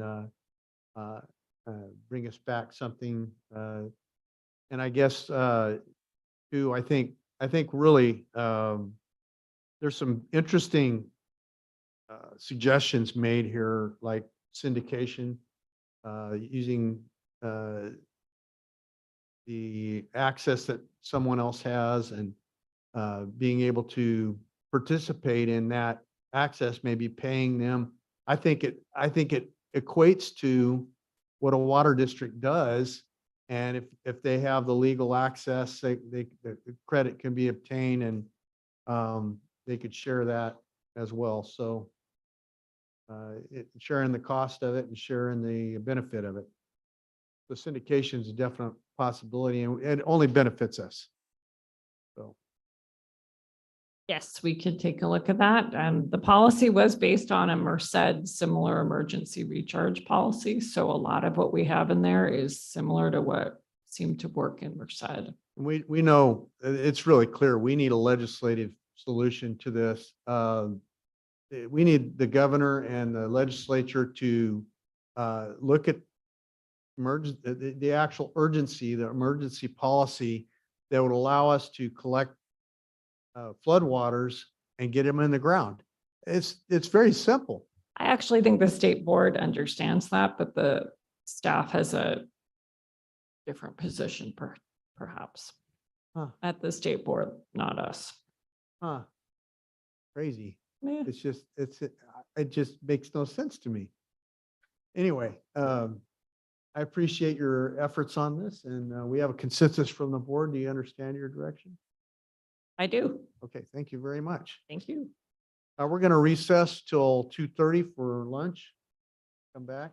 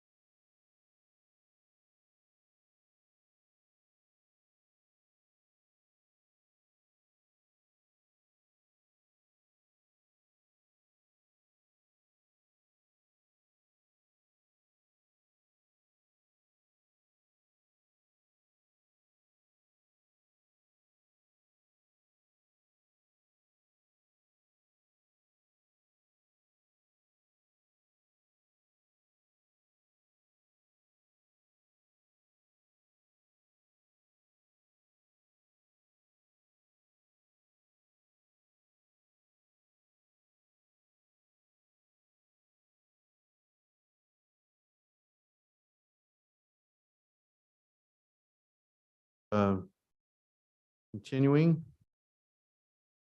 We have item 8A. 8A, Community Facilities District Number 2022-1, discussion and consideration to adopt a resolution establishing a community facilities district designated improvement areas, authorize the levy of special tax therein, calling an election for each improvement area, and approving and authorizing certain actions related thereto. Good afternoon, Mr. Chairman, members of the board. Andrea Saldati, Deputy Director with Public Works. Sorry, I don't mean to interrupt, but I do want, Do you want me to read the whole item? yes, because, yes, please. Okay. Discussion and consideration to request that the clerk of the board announce the election results. Discussion and consideration to adopt a resolution certifying election results in improvement area number 1 and improvement area number 2 of the Madera County Community Facilities District number 2022-1, Gunner Ranch Public Services, introduction of an ordinance levying the special tax within CFD 2022-1, Gunner Ranch Public Services, improvement area number 1 and number 2, waive the reading, set the second reading for February 7th, 2023. Thank you very much. Again, Andrea Saldati, Deputy Director, Public Works Department. So before you today is a new CFD being developed. It is CFD 22-1. We have 2 improvement areas, improvement area 1 and 2. This CFD is in the area of CSA 22 Zone C, which is Gunner Ranch West. The CFD boundaries are the same as the CSA boundaries. So the landmass that we're talking about is the same landmass, also known as Gunner Ranch West. So CFD 22-1 is essentially for the services of this CFD. Services to be provided within the CFD are going to be the maintenance and lighting of parks and roadways, storm drains, basins, landscape maintenance, any open space, flood control, and then there's also going to be revenue collected for fire and sheriff services. This CFD is broken up into the 2 improvement areas. Again, each functions separately, but they do provide the same maintenance levels. So the first improvement area is the landmass that is on the northeast side of the boundary and then the southwest side.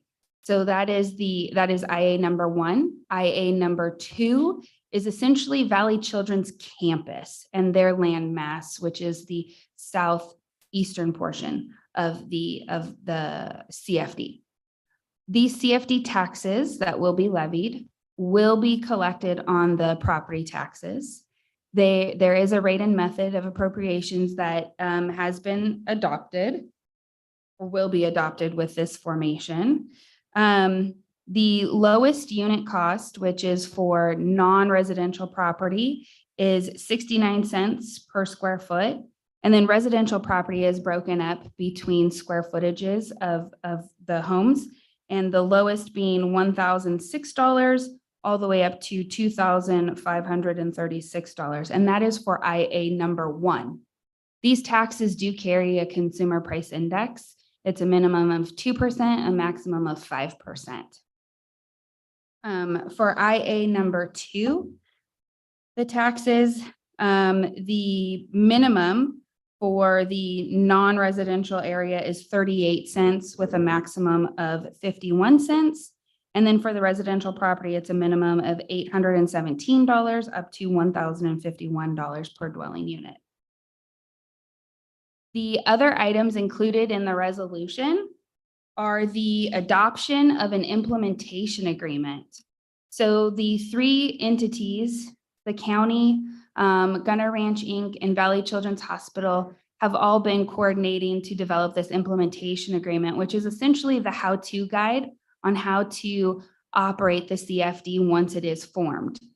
Because there are 2 improvement areas, they do share services, and money and taxes are all being collected as one CFD to 2 improvement areas.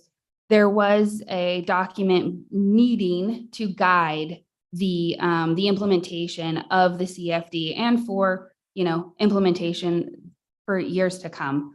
So the resolution does adopt that implementation agreement. It does also adopt the updated IMP, which is the Infrastructure Master Plan. That Infrastructure Master Plan is essentially all of the infrastructure to be built within that CFD, which this CFD will be maintaining.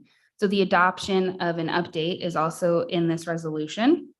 And also in the resolution is an updated version of the first implementation reimbursement agreement for the wastewater treatment plant, which has already been built and is operational, but there was an amendment needed. So this resolution does a lot of things.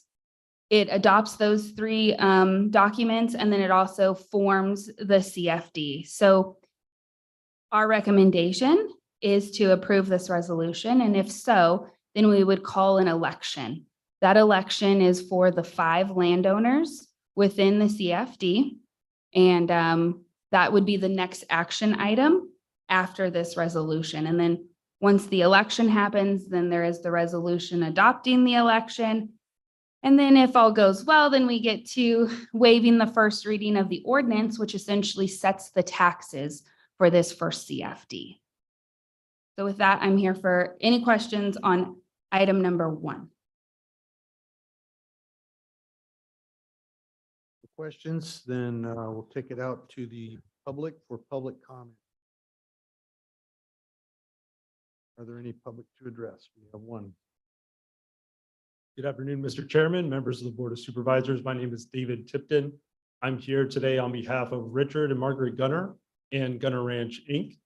I also serve as the chair for the Municipal Advisory Council for CSA 22C. And in that capacity, I wanted to report to the board that the CSA 22C MAC has met on all the items listed under Agenda 8A and Agenda Item 8B, and unanimously recommended that the Board of Supervisors approve those items. So I wanted to pass that information along. And then I also wanted to just extend my thanks to the Board of Supervisors for viewing this item. I also wanted to thank county staff, particularly Andrea Saldate and Matt Treber and Dale Bachikalupi of Lozano Smith. All three have been instrumental in helping us do a very complex series of agreements and documents and understandings so we could bring it here in a package before the board today. So thanks to all of them and thanks to all of you. Thank you.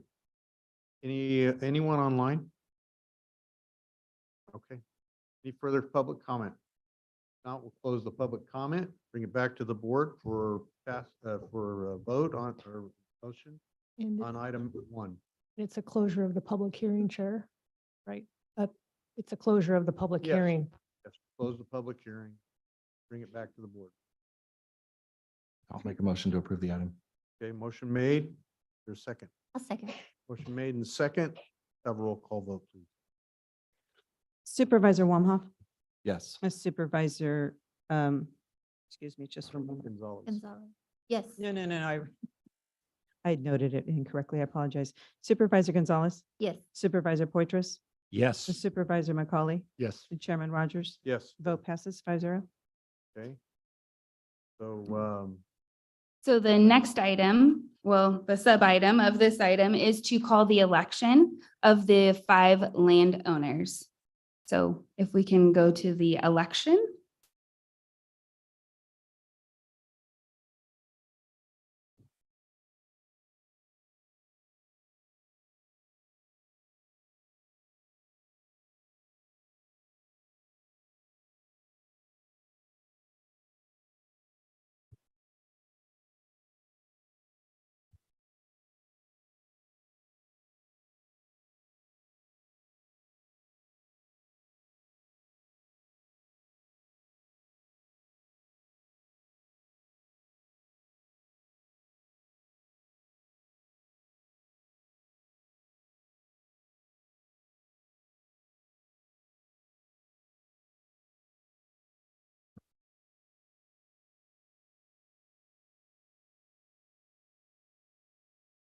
So Chair, in an abundance of caution, we were over communicating, making sure that we took these items in the election with the due care that they require. And so this, even though all 4 of them were read into the record, which is appropriate, I understand we're taking them one at a time to make sure that the election results are tabulated and reported accordingly. So with number 2, it appears the chief clerk of the board is going to be putting into the record those results. And that is the moments that we're taking here. Thank you. Clarification.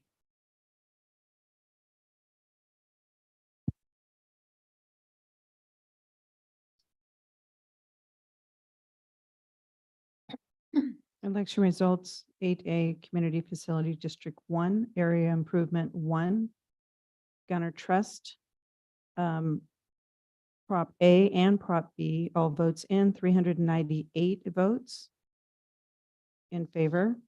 Gunner Ranch, Prop A and Prop B, 278 votes. All votes reported, approved. In Community Development District 2022-1, Improvement Area 2, we have Valley Children's Hospital for Proposition 1 and, A and B, 267 votes, all votes in, approved. United Health Services, Prop A and B, 7 votes, all votes in, approved. And Ronald McDonald House, Prop A and B, 9 votes total, all 100% received, all approved. Okay. We have the results. Item 3, is there any discussion concerning the resolution certifying this election, the election results? Any discussion from the board? Any comment from the public? I'll bring it back. Motion to approve. Motion to approve the item. I'll second. And is made. And second, and we'll have a roll call vote, please. Supervisor Wamhaugh, Yes. Supervisor Gonzalez, Yes. Supervisor Poitras, Yes. Supervisor McCauley, Yes. Chairman Rogers. Yes. Vote passes 5-0. So we have item 4, the introduction of an ordinance to special levy on the CFD that was just created. What is the pleasure of the board? Move to waive the reading and set the second reading for February 7th. Second. Motion made and second. Any comment from the public on this item? Hearing none, bring it back to the board and we'll vote. We'll call vote. Supervisor Gonzalez. Yes. Supervisor Wamhaugh, Yes. Supervisor Poitras, Yes. Supervisor McCauley, Yes. Chairman Rogers. Yes. Vote passes 5-0. Thank you. 8B. 8B, Community Facility District Number 2022-2, discussion and consideration to adopt a resolution to establish a community facilities district, designated improvement areas, authorize a levy of special tax therein, calling an election for each improvement area, and approving and authorizing certain actions related thereto. Discussion and consideration to request that the clerk of the board announce the election results. Discussion and consideration to adopt a resolution certifying election results for improvement area number 1, improvement area number 2 of County of Madera Facility Districts number 2022-2, Gunner Ranch, Public Facilities, one-time special taxes, introduction of an ordinance levying the special taxes within the CFD 2022-2, Gunner Ranch, Public Facilities, one-time special taxes, improvement areas 1 and 2, waive the reading, set the second reading for February 7th, 2023. Any discussion on item 1? Any comment from the public on item 1, AB 1? Hearing none, what's the pleasure of the board? Make a motion to approve the item. Made? A second. Made and second. Any comment from the public? None. Bring it back to the board. Let's vote. Supervisor, was that Letty? Wamhoff. I'm sorry, Supervisor Wamhaugh, Yes. Supervisor Gonzalez. Yes. Supervisor Portress. Yes. Supervisor McCauley. Yes. Chairman Rogers. Yeah. Vote passes 5-0. Now we'll go to the election.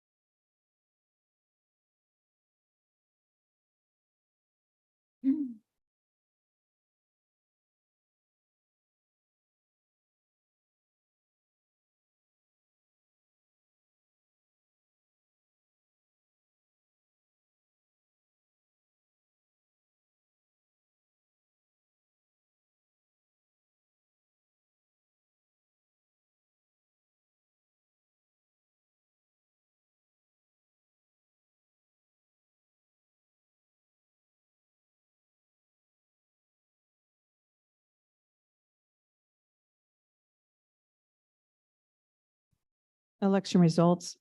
Community Facility District Number 2, Improvement Area 1 and Improvement Area 2. Gunner Trust, Proposition A and B, 398 votes, all in, approved. Gunner Ranch, Inc., 278 votes for Proposition A and B, all received and approved.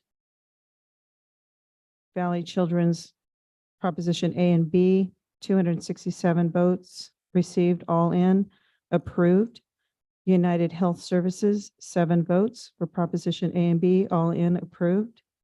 And Ronald McDonald House, Propositions A and B, 9 votes, all in, approved. We have the results. And so what is the board's pleasure on item 3?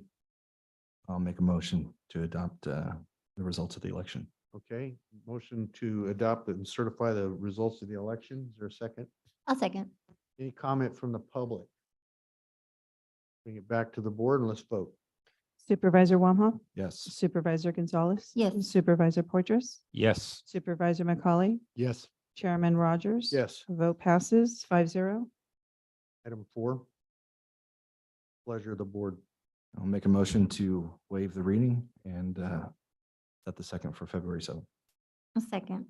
Made in second. Any question from the public, comment from the public? Bring none, we bring it back to the board. Let's vote. Supervisor Wamhaugh, Yes. Supervisor Gonzalez. Yes. Supervisor Portress, Yes. Supervisor McCauley, Yes. Chairman Rogers. Yes, Vote passes 5-0. good. Thank you very much. Any pending legislation? Not at this time, Chairman. No pending, let's say supervisor to staff reports. Supervisor McCauley, Nothing to report. Supervisor Portress. Since the last meeting, I was elected vice chair of the Golden State Finance Authority in RCRC. We had an opportunity to tour ADS, Advanced Drainage Systems, last week, and they're a vendor. They provide a lot of drains and so forth for the county and for other areas, and they we have a really good relationship with them. And then we have a San Joaquin Valley Regional Policy Council regular meeting, quarterly meeting this Friday. Excellent. Thank you, sir. Since the last meeting, I attended MCTC and will attend the Regional Health Authority. Supervisor Wamhoff. Last week, I toured Valley Children's Hospital, did a tour of the campus and their expansions over there and seeing how all of that is going along with these CFDs. And that's all I have to report. Good. Supervisor Gonzalez. Yes, thank you. There is, I'm looking for it right now. there's a town hall meeting this Thursday evening regarding fentanyl and say again. Oh, Wednesday, tomorrow. And so we invite the public to go. It's at the Madera Fairgrounds at 5:30. There's some free food and some great information from our local teams. And then let's see. Oh, there's also a food giveaway through the food bank at Parksdale Village. That's this Thursday at 9 a.m. And then I've just mentioned this at the last MCTC board meeting, but or commission meeting, that I will be traveling to Washington, DC next week on behalf of the Central Valley Opportunity Center to advocate for some farm worker programs, but also to advocate for Madera County. We'll be meeting with our representatives from the Tri-County area. So very excited to do that on behalf of the CVOC and Madera County at no expense to Madera County, by the way. And then just that my thoughts and prayers are with the families and the communities of the shooting over at Monterey Park and Half Moon Bay. Our thoughts are with them. Yes, thank you. Appreciate that. CAO Varney. Last Wednesday evening, a number of us attended a Zoom call with Fresno Madera Medical Society to talk about not just the Madera Community Hospital, but healthcare in general in the Valley. As noted earlier on that item, it's not the greatest outlook statewide on that one, so hopefully the governor will engage that. However, with a projected $25 billion shortfall, we're not anticipating a real rosy outlook there. And just a quick note, I know everybody's gone, but if you're looking for a scanner where you go, my suggestions are: number one, buy your gas or use the ATM where it's well lit or where it's repetitive. Normally on the gas pumps, they'll put those little stickers on the plates. That doesn't necessarily guarantee that somebody didn't open the plate, connect their scanner, shut it, and then go on with it. But another thing you can do is the actual slot where you put the card in. If it's loose, don't use it. I mean, if it's from the factory, if it's part of the gas pump or part of the ATM, it's not going to be loose. And they do make them where they look exactly like the same slot with the same blinking green LED light or whatever yours has. And then the last thing I was going to say was a number of these individuals aren't even from our area. I know that the last group that the PD dealt with, the Madera PD, it was a gang of folks from Eastern Europe. So it's widely known, and unfortunately the state is way behind in technology. So that's all I Thanks have. for that. I Yeah. appreciate knowing. Really good information. And then one last thing is oftentimes the businesses do not know. So a lot of them have gone away from leaving them on for multiple days, but some places they will. So if you see something that's unusual, if you see damage on whatever their machine is, let the people know, because those folks are busy who are running those businesses and they don't necessarily see someone out there. They'll usually pick a pump that's at least partially screened from the physical view, if not the camera view of whoever is attending that particular machine. Thank you for the tip. Appreciate it. County Council Garza. Yes, thank you, Chair. The amendments to Government Code Section 84308, those are the new rules related to disclosure and campaign contributions and recusal over $250. We have been seeing questions arise, and I'm going to do some more digging into that new statute. So if there are any questions that anyone has, please pass them along to me, and I'll make sure we're responsive, and get you the answers you need. Thank you. Thank you for looking into that. I appreciate it. Clerk of the board. Nothing to report. Thank you. Okay. We do have closed session items to continue. Let's retire to closed session.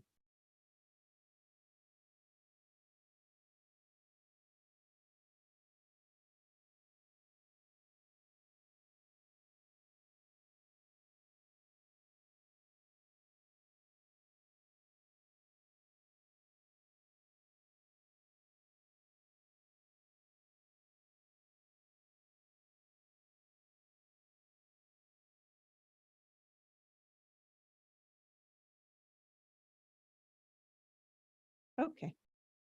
We have returned it from closed session at 3:30. Is there any reportable action from closed session, County Council? There's no reportable action from closed session. Thank you, Okay. Chair. With that, we will adjourn the meeting. Thank you.